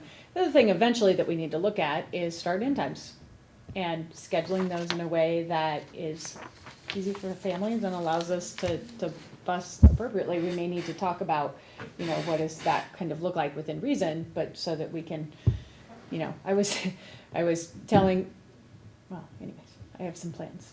Does the trolley have seatbelts? No, No, So if the trolley, then this is the Kevin Ruff way of thinking that's so annoying to my wife, but is there like a used bus? We could, if we're gonna potentially put them on a trolley, why not buy a used bus of the old sort? I was at an auction, a few years ago, and a bus came through that was it was like $5,000 or something, it just Right. seems like older buses, just nobody wants them. Right. because they're not compliant with the new rules. So we can put them on a trolley without being No, I don't want compliant. that. Well, no, I think the kids can go on a trolley if they wanna go on a Oh. trolley, Yeah. but we can't Okay. do it. right. Right. Yeah, well, that's an. So, and I did go and look at used buses, and most of them didn't have seatbelts, most of them were CNGs, or they're old plug-in models that we have that expire next year. They're not up to date with what, we would have to replace them in a year. To me, a lot of what we were talking about when we bought the other buses was regarding the field trips and being able to travel long distances and the sport teams. And now we can't do any of that. That's Only because the ridership's up. right. What are the new rules that are coming, and do they affect our use of the trolley? I can't hear you. I said the new rules, the new laws that are going into effect, that required us to get new buses. And aren't Seatbelt seatbelts part of lines. that? Gross polluters. Right. Yeah. But I'm wondering what the language of the law is. If we are paying for trolley use, are we required to fulfill that letter of the law? So there's lots and Because lots there are of students? districts that, lots of times that districts they subsidize public transportation. This is not, like, we didn't just make this up. This happens all the time with homeless students and foster students and students who have to. So in other places, this is like we give you bus tickets and we give you trolley tokens and we give you whatever. So I don't know the answer to that, but the use of public transportation subsidized by the school for students is not outside of consideration of what kind of So the normally law occurs. must not touch that. So I don't know all of the legal nuances of that, but I'm bringing it to you just because I don't know that this is our best option, but they presented it to us and I appreciate that they're trying to find solutions. And I know a lot of the parents that I got phone calls for are not happy with the trolley. I mean, they want Right, somebody I who's heard that fingerprinted too. and background Yeah. and drug tested and. I did hear that as well. And we tried putting them on, and our kids regularly actually Right. do take the trolley outside of us, like they Yeah. just do, because the time works or whatever. Well, and inside Oh. bus. I mean, Right. kids at Topa are Yeah, hitting kids the trolley. take the trolley, but when we tried this one day, the route didn't work and the numbers didn't work, and so then the city said, well, we like that you tried it, here's what we could do to make that work, if it does or doesn't, right, so. It was a huge group of kids that Yes, day right, on the sidewalk right. at rush hour on Main Street. And Not what a you safe see is they place. offered actually to have the trolley go in a separate way, to have a Make it slightly safer. separate route. I mean, I think they were trying to be as flexible as possible, but it's still $15,000 to $20,000 a year that it would cost. Yeah, Chuck, you had a comment? Please. I saw that day particular, and we talked already, and one of the things I see is this is an oversight about the sixth graders going to the middle school. Because if I was a sixth grader at Topa, I could still walk home. But as a sixth grader at the middle school, I'm not gonna walk home. And so, we're only gonna expand this model because it's gonna succeed. And so if we build now for that bus, the 20,000 that's up there on the athletic program, we've already been hindered on that for years. And Cindy's been very helpful to keep an eye on those people that are actually transporting our kids on those charters, because we've had some issues. And she's got a watchful eye for our kids. So I see this as an opportunity to build in the direction that the district wants to go. Because Jane had already mentioned in the past how just one block different made it different for her kids when they come to school. And so I think if you get that bus, you could actually build on more ridership.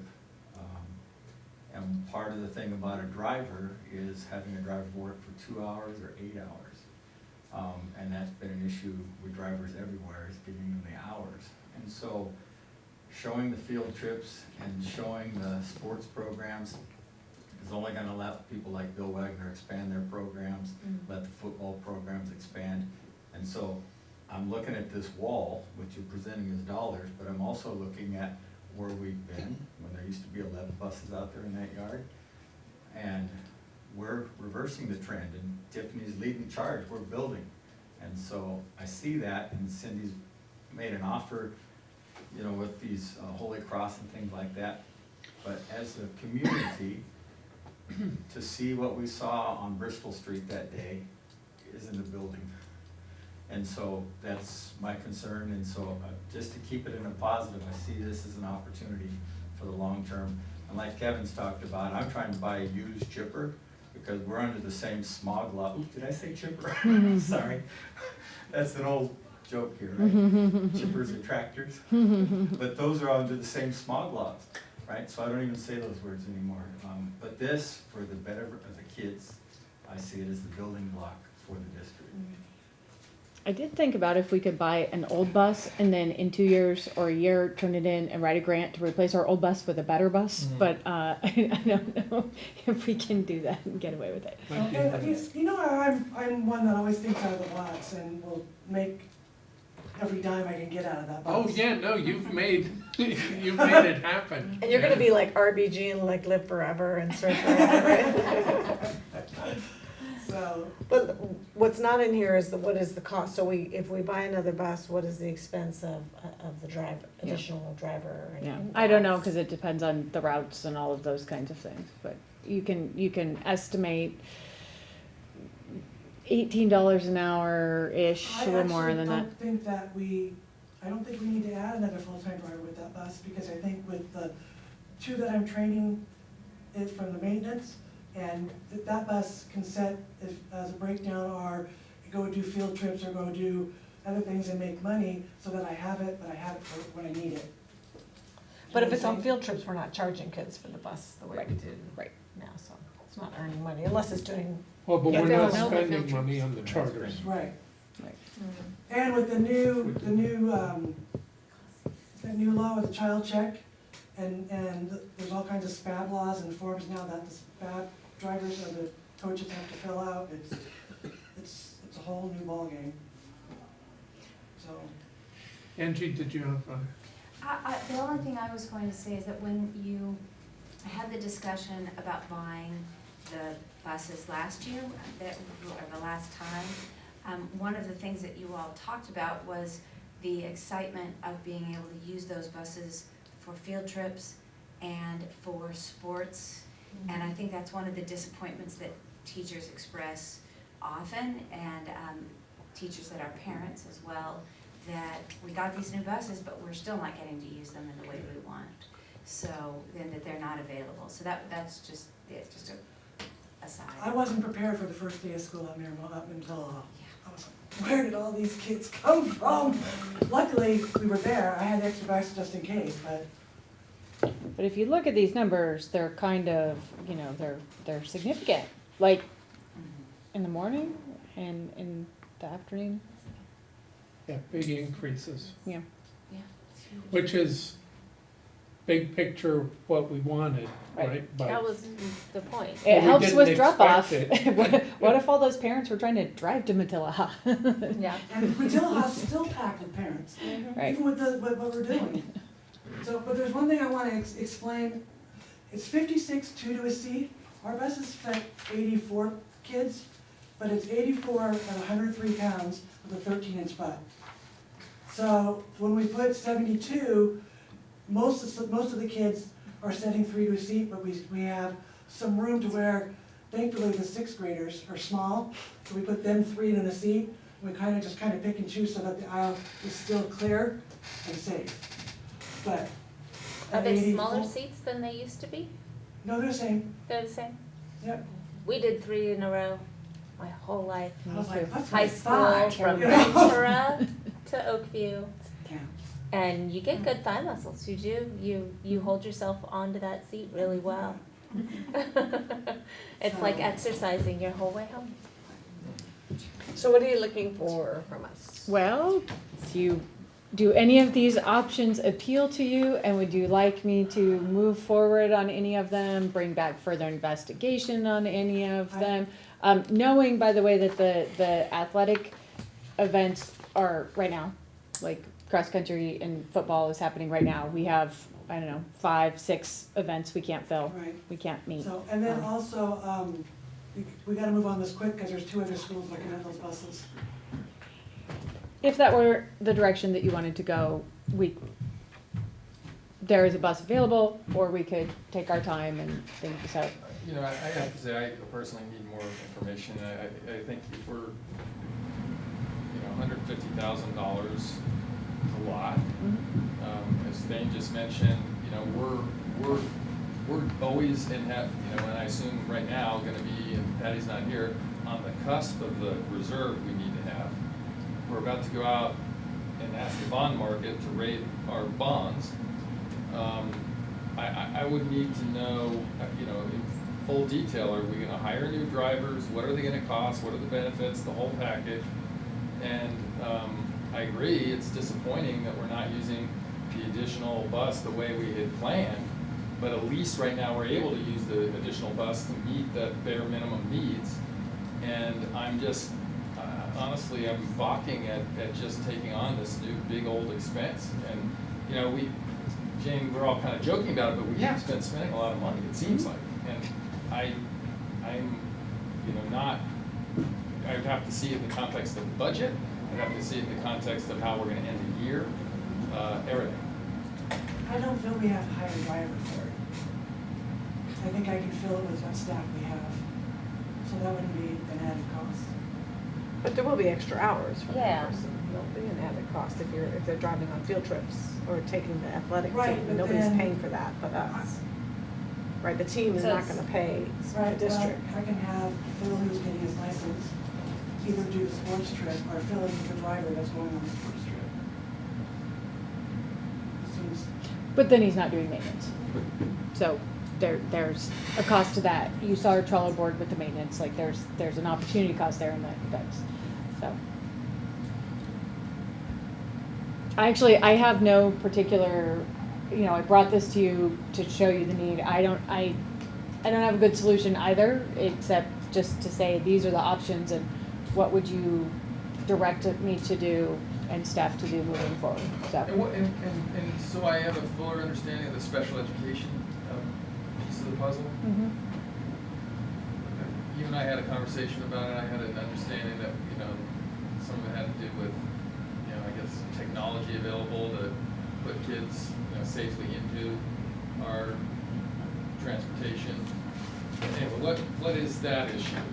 Because it sounds like it's a puzzle that is part of it. It is, and given that there's only a couple of students in each one of these categories, I don't feel like it's appropriate to discuss it in open session, just Okay. because there's some things that are highly sensitive that I would want to share with you so you could have a complete understanding of it. Just to say that we transport kids all over the county to these county programs. We're required, if it dictates in the IEP, to provide transportation. And some students are medically fragile and can need to be transported in wheelchairs. We've previously been transporting them in their car seats, which requires lifting and moving them, and we may choose to not do that in the future. But we don't have the capacity to not do that right now. Or we do. I just don't, I don't think you have to talk about anybody specifically. I just don't Yeah, understand so, the issue. so we are actually working through the IEP process with those students to discuss how this change in transportation, and going back to the IEP process to say, what does this look like now that we have this new change?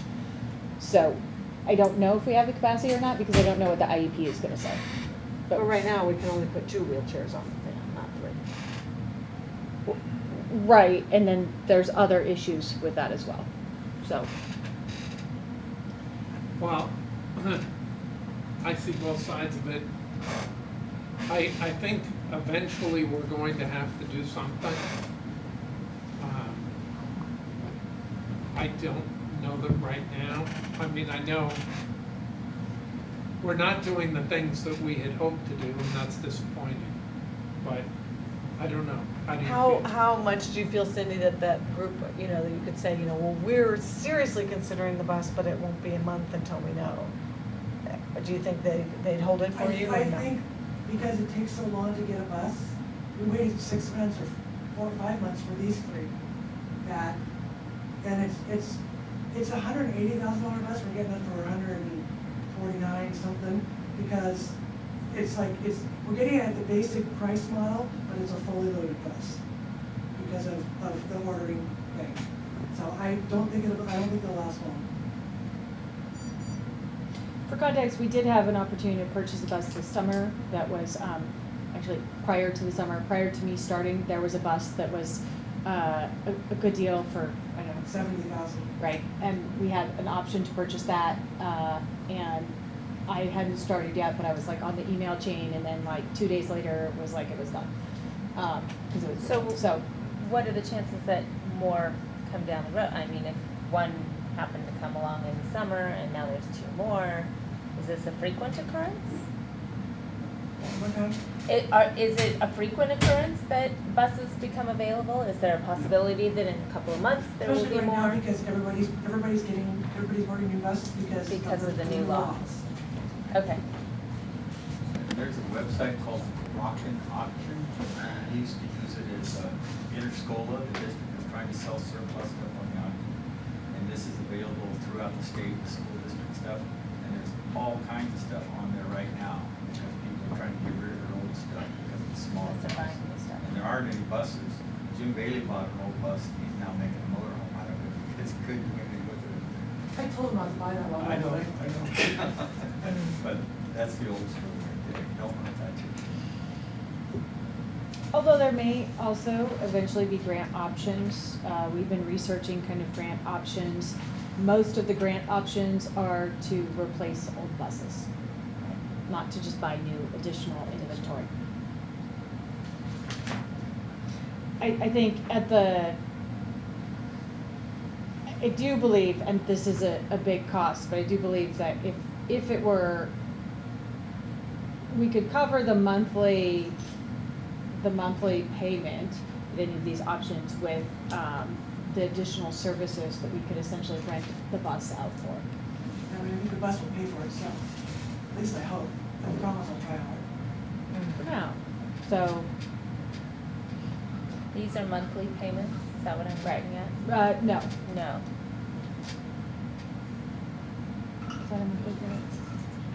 No, I think that's the annual payment. Yeah, So I think over it's- 5 years, right, okay.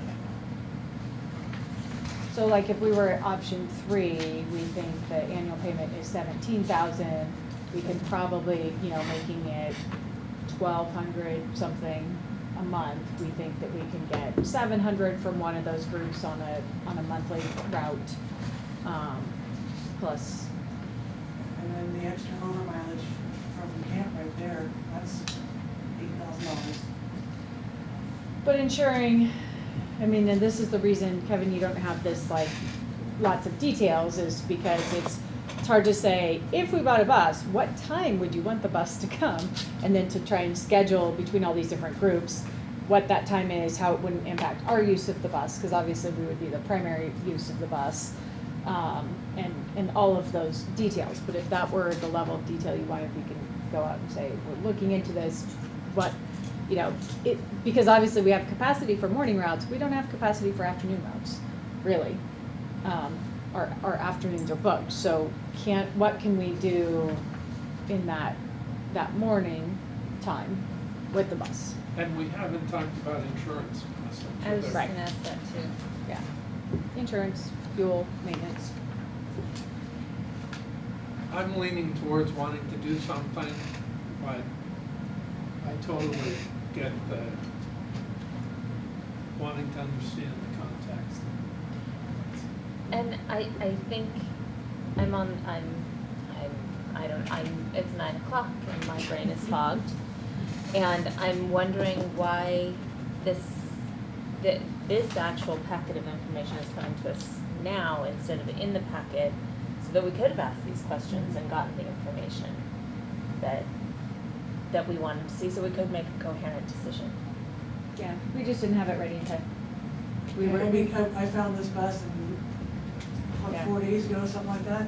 Yeah, we've been pulling all of this together, like we email every single day trying to get a handle on this, but, Because I had called the dealer and the boy bought the new ones and was trying to find her old one. Cindy also drives the bus, so Right. she's only available. But there is, some of the stuff, it was, we knew on Friday that we were talking transportation, or even last week, and some of the stuff, bus availability, riders, that information was available. So Kathy, generally, we used to get a lot more, like a thicker agenda, so if we can get, a lot of this stuff. Also, it helps you, because then we're gonna have the questions beforehand, and you get to go look up the We're answers. trying to get this ready by Friday, this Yeah, it was, particular one week. it was trying everything because of the bus, Yeah. the schools, the passenger capacities and, Yeah, I hear you. she's got many late nights, we'll go back and forth. Yeah. Years ago, we used to have the CNG buses when Eric was here, and we purposely saved those buses. The tanks were expiring on them, but we saved them with the idea that we could trade them in for that huge transfer fund, right, Cindy? And so we had something to trade in, which gave us part of the lottery, and we ended up walking on that, and I think Fillmore picked that one up. So the opportunity that we're talking about doesn't happen that often. As a parent with my kids through the schools, we actually had a bus breakdown when my kids were playing the football championships. We made it to Oxnard, there wasn't another bus, so they left the JV team there. Parents brought the kids home, they came back to the varsity team, take them. And that was on the fly, because then what ends up happening is when you go to get that charter bus, they're charging you the emergency rate, and we didn't get enough emergency rates, which we're talking about those add-ons. And that, we're in the football season, but I'm not, the athletics part of it, the part that we may not know publicly, CHP could tell you, is that these charter buses are under a different influence than we are, like we're talking about the trolley, the school buses. But the So big bus, not only is the price, but it's the, can you get one when you need it, and then what price are they gonna charge you? We did also, by the way, look at seeing if we could subcontract with Ventura Unified and Oxnard Union High School District to have them send a bus to us for athletics. So instead of a charter bus, could we use one of their school buses with their drivers and just pay their overtime or whatever? And they had no availability. Well, here it's showing bus number 1 after that drop-off being available for sports, no? Am I not reading that correctly? It is available for sports, it's just sports usually leave at what? Yeah, 1:15, 1:30, and that bus is done at 3. So what if if you had, you know, the next 10 days to 2 weeks to sort of look up with it, what would the insurance be, what would the be, you know? I mean, if those buses get picked up in that meantime, but if they don't, we could have a special meeting just to make a decision about transportation. I think we should move on, we need to. Yeah, I We should think make a decision. we need to move forward, but we do have, we're going to be getting together on the 23rd if we wanted to have a short special session. Would on you like to, that transportation. meeting I think doesn't start until 7, would you like to Yeah. meet before that meeting? I'd be willing to do that. Since we're already agendizing it? 6 o'clock. Do you want to do our recommended policies before that meeting? Oh, instead of tonight? Hallelujah. I like that idea a lot. Why So don't we we can do meet our at policies and transportation? 5:30. What time would work best for you? That's fine, 5:30? And Okay. when would that be? The 23rd. 25th? 23rd. So we'll work. Great, so that means See what? approval of textbook, right, I was just looking at what. Approval of textbook, Western Civilization is for the AP class. Is there a motion to approve or any comments or questions? Cheryl actually has a discussion Yeah. on Oh, this. good. I'm curious.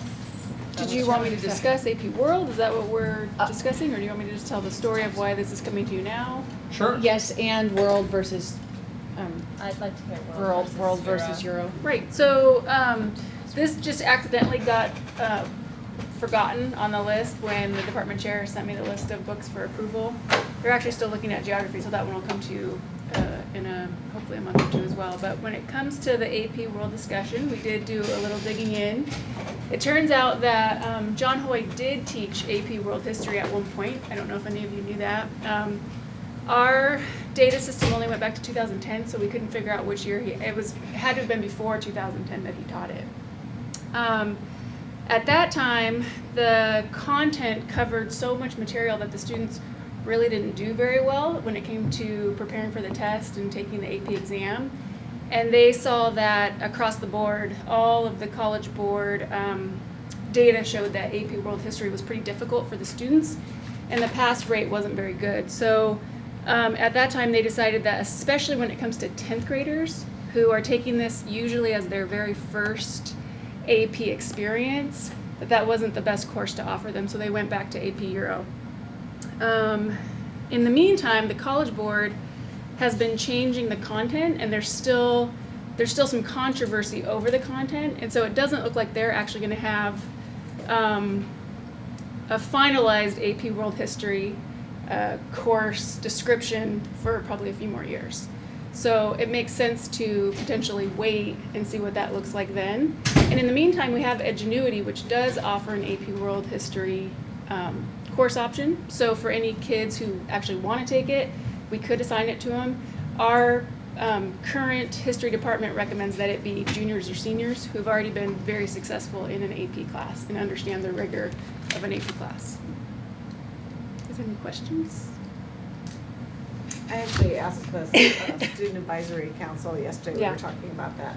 And they had also heard that the World AP was the pass, they kind of knew that like, nobody passes it. Right, and that's what's what the was point? happening. My son did that class and passed, thank you very much. Yay. Good job. It seemed, You did it at Nordoff? No. At Nordoff. as a sophomore.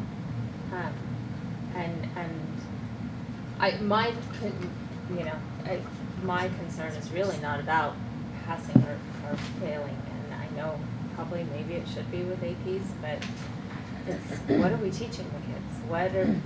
What is important to us that they learn? Is it that they learn European history, or, because there isn't an opportunity other than that one class to get a broader, Andrew- you get civilizations and the younger grades, Mhm. but in high school. Andrew Buck did speak to that a little bit, and I wish I had brought his rationale, but he did say that even though it's called AP Euro, there is more detail beyond European history. So he could come and visit and talk to you more about that, but it isn't as narrow as it sounds just by the title. Your daughter took it last year, right? She's in it now. Oh. Yeah. So certainly we want to cover the No, content. you're right. She took it last year. I'm all befuddled. It's really late. Yeah, she took it last year. I think AP is worthy of discussion. I think our department is open to that discussion. It just sounds like it's really not ready as a course yet. There's still a lot of changes happening to it from the college board. They're looking at the content. And actually one of the newest changes is that they're it looks like they're really breaking it up into two. So they dropped like a huge portion of the history just because it was too dense. And now they made an AP Ancient World History and an AP World History, and that was just like in the last year or two. So again, there's just seems like there's changes at the college board level that it would maybe be smart to wait and see what they finalize before we decide what we'd actually want to teach. So is there even curriculum that goes? Well, that's the second with problem. We all know that they create the standards first, or the things that are going to be Right. covered in the course, and then curriculum And it companies have takes to. several years. Yeah. So if we were to go with AP World, buy a book this year or next year, and then in 2 years the college board changes the content, and then our book is no longer aligned. So So those are part how of the challenges. long, if we adopted this, what's the longevity of this curriculum? What do we anticipate? For AP Euro, it's very stable. Right, but when would this ever come back to us again? We're AP adopting World? this for 7 years. Well, so our goal is actually to have a, like, graduation requirements committee that we've Yep. talked about, right? School started, and now that once we're kind of through the beginning of school, then having that group get together. So, and on a regular basis, right? That should be like a every 4-year process with implementation kind of in the 5th year, so that we're regularly looking at it. So I would say this should be on that cycle of revisiting the work that we're doing. The classes that we have at the high school and what our offerings are, because the world is changing, and we should be considering what we're doing rather than kind of the status quo always being rolled over from year to year to year. I'm just curious about the timing of this. Have students started the class without textbooks? No, they have them. So when you pilot, you get the book. So we've had the books last year. They already started to use the books last year. They actually did very well on their pass rate this year using these newly aligned books. So they have them in hand, and we just knew that this was an oversight, and we worked that out with the publishing company. They knew that I was bringing it to you guys tonight. Okay, so they have the books. They have the book. We're They're using the book. basically ratifying that. If you don't adopt the book, we send it back to the company, and they go back to the old book. That's gonna make one pissed off Yeah. teacher. He will not be happy, and the students won't be either. And even if we end up bringing in AP World, it doesn't mean that AP Euro goes. I mean, it might potentially be an option that we offer Well, both, and so I would be really curious with the conversation. I don't know what else is out there. I only know they those just two add, things. and they just added Ancient World, so now there's a third thing to choose So from. I think it should go to the discussion then at some point. Anyway, I'll move to approve the purchase of second. this book. all in favor? Aye. Aye. That's unanimous. Do we want to talk about the logo or move that to the next meeting, or just do the logo and it? I do numbers the 2 logo. and 3, the rescheduling and the logo, those are fast. Oh, rescheduling, right, Yeah. okay. So this is the November meeting, and we're being asked to move it from, November 13th to Yes. November 20th. Right. That works for me. I think I already changed it on my calendar. I think, Kathy, we pulled everyone and everyone was available Yes. before we picked a date to bring to you for this agenda. Is there a I'll make a motion? motion to approve. No, go I'll ahead. move. So Kevin's a second. All in favor? Aye. Aye. Hi. Great logo. No, it's my son's birthday and it makes me sad that I'm not busy because he doesn't live here anymore. It is an action item. I'm available. An action line. Okay, so this should be an action item to approve a logo. All right, so I will And walk. there are two. They, please tell us. I'll walk you through the. There have been a lot of votes. I've seen a lot of little, I'm just talking while we're waiting. Yes, A lot thank of you. little dots next to logos. Yes. And I just have to say that I'm the worst person to be involved in this because I always liked the logos without the dots better than the ones with. But I did take your advice, you'll see, based on our conversation yesterday. So the logo rebranding process, we created nearly 20 logos. We're using a graphic designer who's a Nordhoff graduate from, I don't remember, 1992 maybe. It's in the news story about this that's coming out. But we started with this big group of 20. We narrowed it down at the Engage to Impact events. The process has been iterative, so if people said, I don't like the tower because the tower represents the city, not the valley, so then we made a logo with the bell because the bell doesn't represent the city, and then saw how that one did in the voting process. So we've been trying to modify the designs based on people's feedback. We had 4 finalists that emerged. Those are the 4 that were in the hallway on the board. We voted at all staff day, so everybody got a dot to vote at all staff day. We narrowed it down to 2 finalists. Those 2 finalists were in a Facebook poll. So these are the results of the Facebook poll. The good news is we have tons of engagement on Facebook. Like, that was really awesome. So we had lots of people reached, 1,700 engagements, and almost 800 votes. I will say on the Facebook poll, the logo number 1 was a little bit blurry, and by the time we realized it, you can't change something in a poll without taking the whole poll down. And so we didn't want it to seem like we were messing with the poll when there were already votes and comments and then like deleting people's votes and comments. Right, so this is the same one. So it was just it was a resolution issue, which was entirely my fault. So some people said, I don't like number 1 because it's blurry. So yes, it was. We posted the correct non-blurry one, but only in the comments and et cetera, et cetera. Oh, we want a blurry logo. Right, it is not actually blurry, it was just my fault. So here are some comments that I added, which are very small and you can't read, but some say, love the water, the sun, the feather, it speaks to the natural world. Logo 1 embraces Chief Peak and the nuance of embracing the Chumash heritage. Of course, I don't represent the opinion of my elder, but I love the image of renewal. On the right-hand side, somebody said right side historic, left side lovely, but this ain't New Mexico. On that also one, number 1 would work on a bag of Ojai unified sunflower seeds, definitely number 2, which would give you like all the, they're both so good it's hard to decide. I honestly love them both. However, I would choose the first pick to represent Topa Topa Elementary and the second to represent OUSD. That's kind of odd. Yeah, so I'll just give you a little background on the 2 of them. So the one on the right is essentially a re-envisioning of our current logo with the tower and, but Chief Peak added in there, minus the, Lamp of. right, minus the lamp. I did not even notice Chief. Yeah, that's actual Chief Well, Peak and I wonder that was. if that comment, they think that's the topas. I wonder if that's why they said it should be Topa Topa. You can see the topas and Chiefs Peak. Yeah. I think there was Thank- confusion about. Yes. Yeah. And then the number 1 option, which is, this is the better version, kind of with the, actually I'll just show you here. This is from the designer, so we asked a little bit about his intention. So one goal was just recreate the current one. The second one is, my focus was to communicate and represent the core principles of OUSD, equity, creativity, environment, and wellness. I also wanted the designs to reflect the beauty and uniqueness of the Ojai Valley.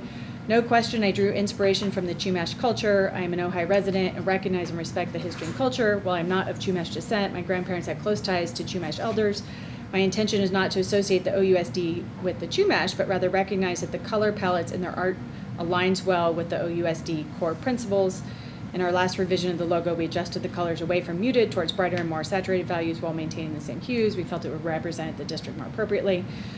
We took this to Julie Tumamite-Stensley, and she talked about how the feather is a reference to birds of our valley, signifies a renewing of our homes and schools, nourishing spirit, grateful that we contain Chief Peak rather than kind of regular, and then the watershed in this particular one. So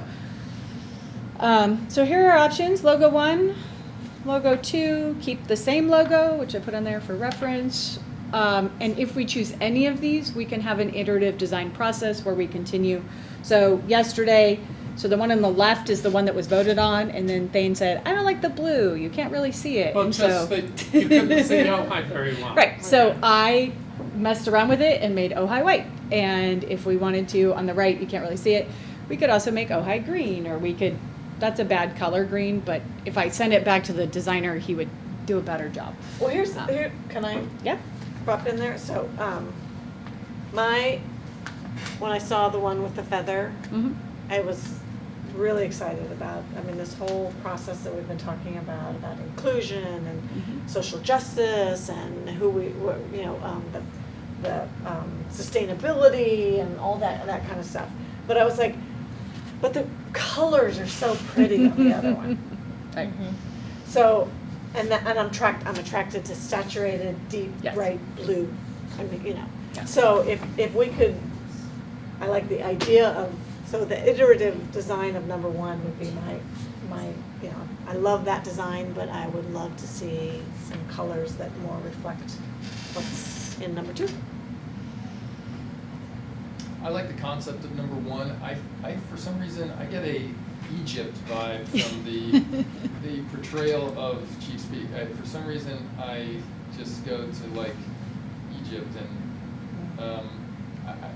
I would like I think Chief Peak needs to be re-rendered, at least my opinion. I don't think that tells, that's not Chief's, it may be technically Chief Peak, but it doesn't quickly tell me that it is. Yeah, when I see Chief Peak in my I head, kept on putting an S on it, just Chief Peak, right?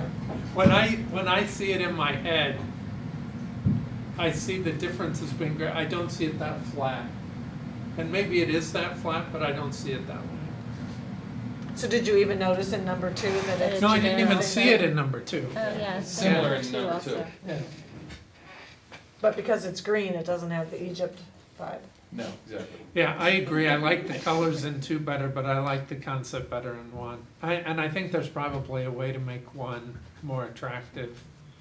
It seemed too busy to me also, but the busyness, I think, is about the colors, not about the art.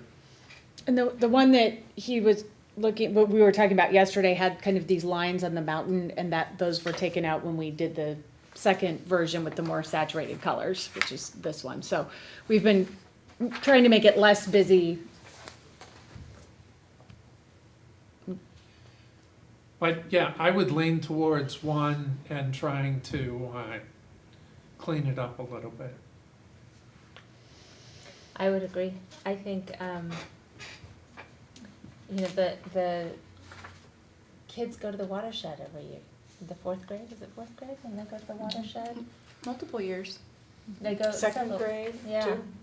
Yeah. And the idea of our education outdoors, so to be a district known for that would be really lovely. I think that we are and are working in that direction as opposed to being known for a bell tower. Though it is Ojai unified. It is I mean, that's Ojai Ojai, unified. and then It every is. picture of Ojai has that bell in it. You know but- what might help too is I am the worst artist in the world. I have no business commenting on any of it. But if we didn't have so much sun and we had more sky and it were a darker blue, I think that would clean it up Like a the lot other for one. me. Mhm. Yeah. There's something about a non-man-made object in the first one that I find appealing. You look like you're disagreeing. I just have my Yeah. gut tells me, I mean, I like number 1, but the feather really bothers me. not because of Chumash, but I wonder if it's what represents Chumash as much. I mean, if we're talking about the Ojai Valley, is that, I mean, I always think of feathers, they go with Plains Indians, right? And so I guess that's the only part that's like, does it truly represent the Chumash? Julie said it did. Did Julie say it did? Julie said the feathers are reference to the birds of our valley and signifies a renewing of our home. So it wasn't So, okay. specifically to represent Chumash, it was just to represent nature and. Then that's good. I mean, as long as there's someone who represents that group. There were a few on Right. Facebook, Yeah, a few of the okay. comments that I was trying to, Because it's not that I don't want, Yeah. I like it. I like that it's more inclusive of everyone. Kathy? The outline shape of number 1, if it were a circle, it wouldn't have such a Moroccan look to it. Oh, yeah, you're right. That's true. Yeah. Yeah. I have to say though, sometimes I look at the feather and think it's a surfboard on accident. Well, that's Well, not it's the terribly only part, I mean, it is kind of weird, it's a little too,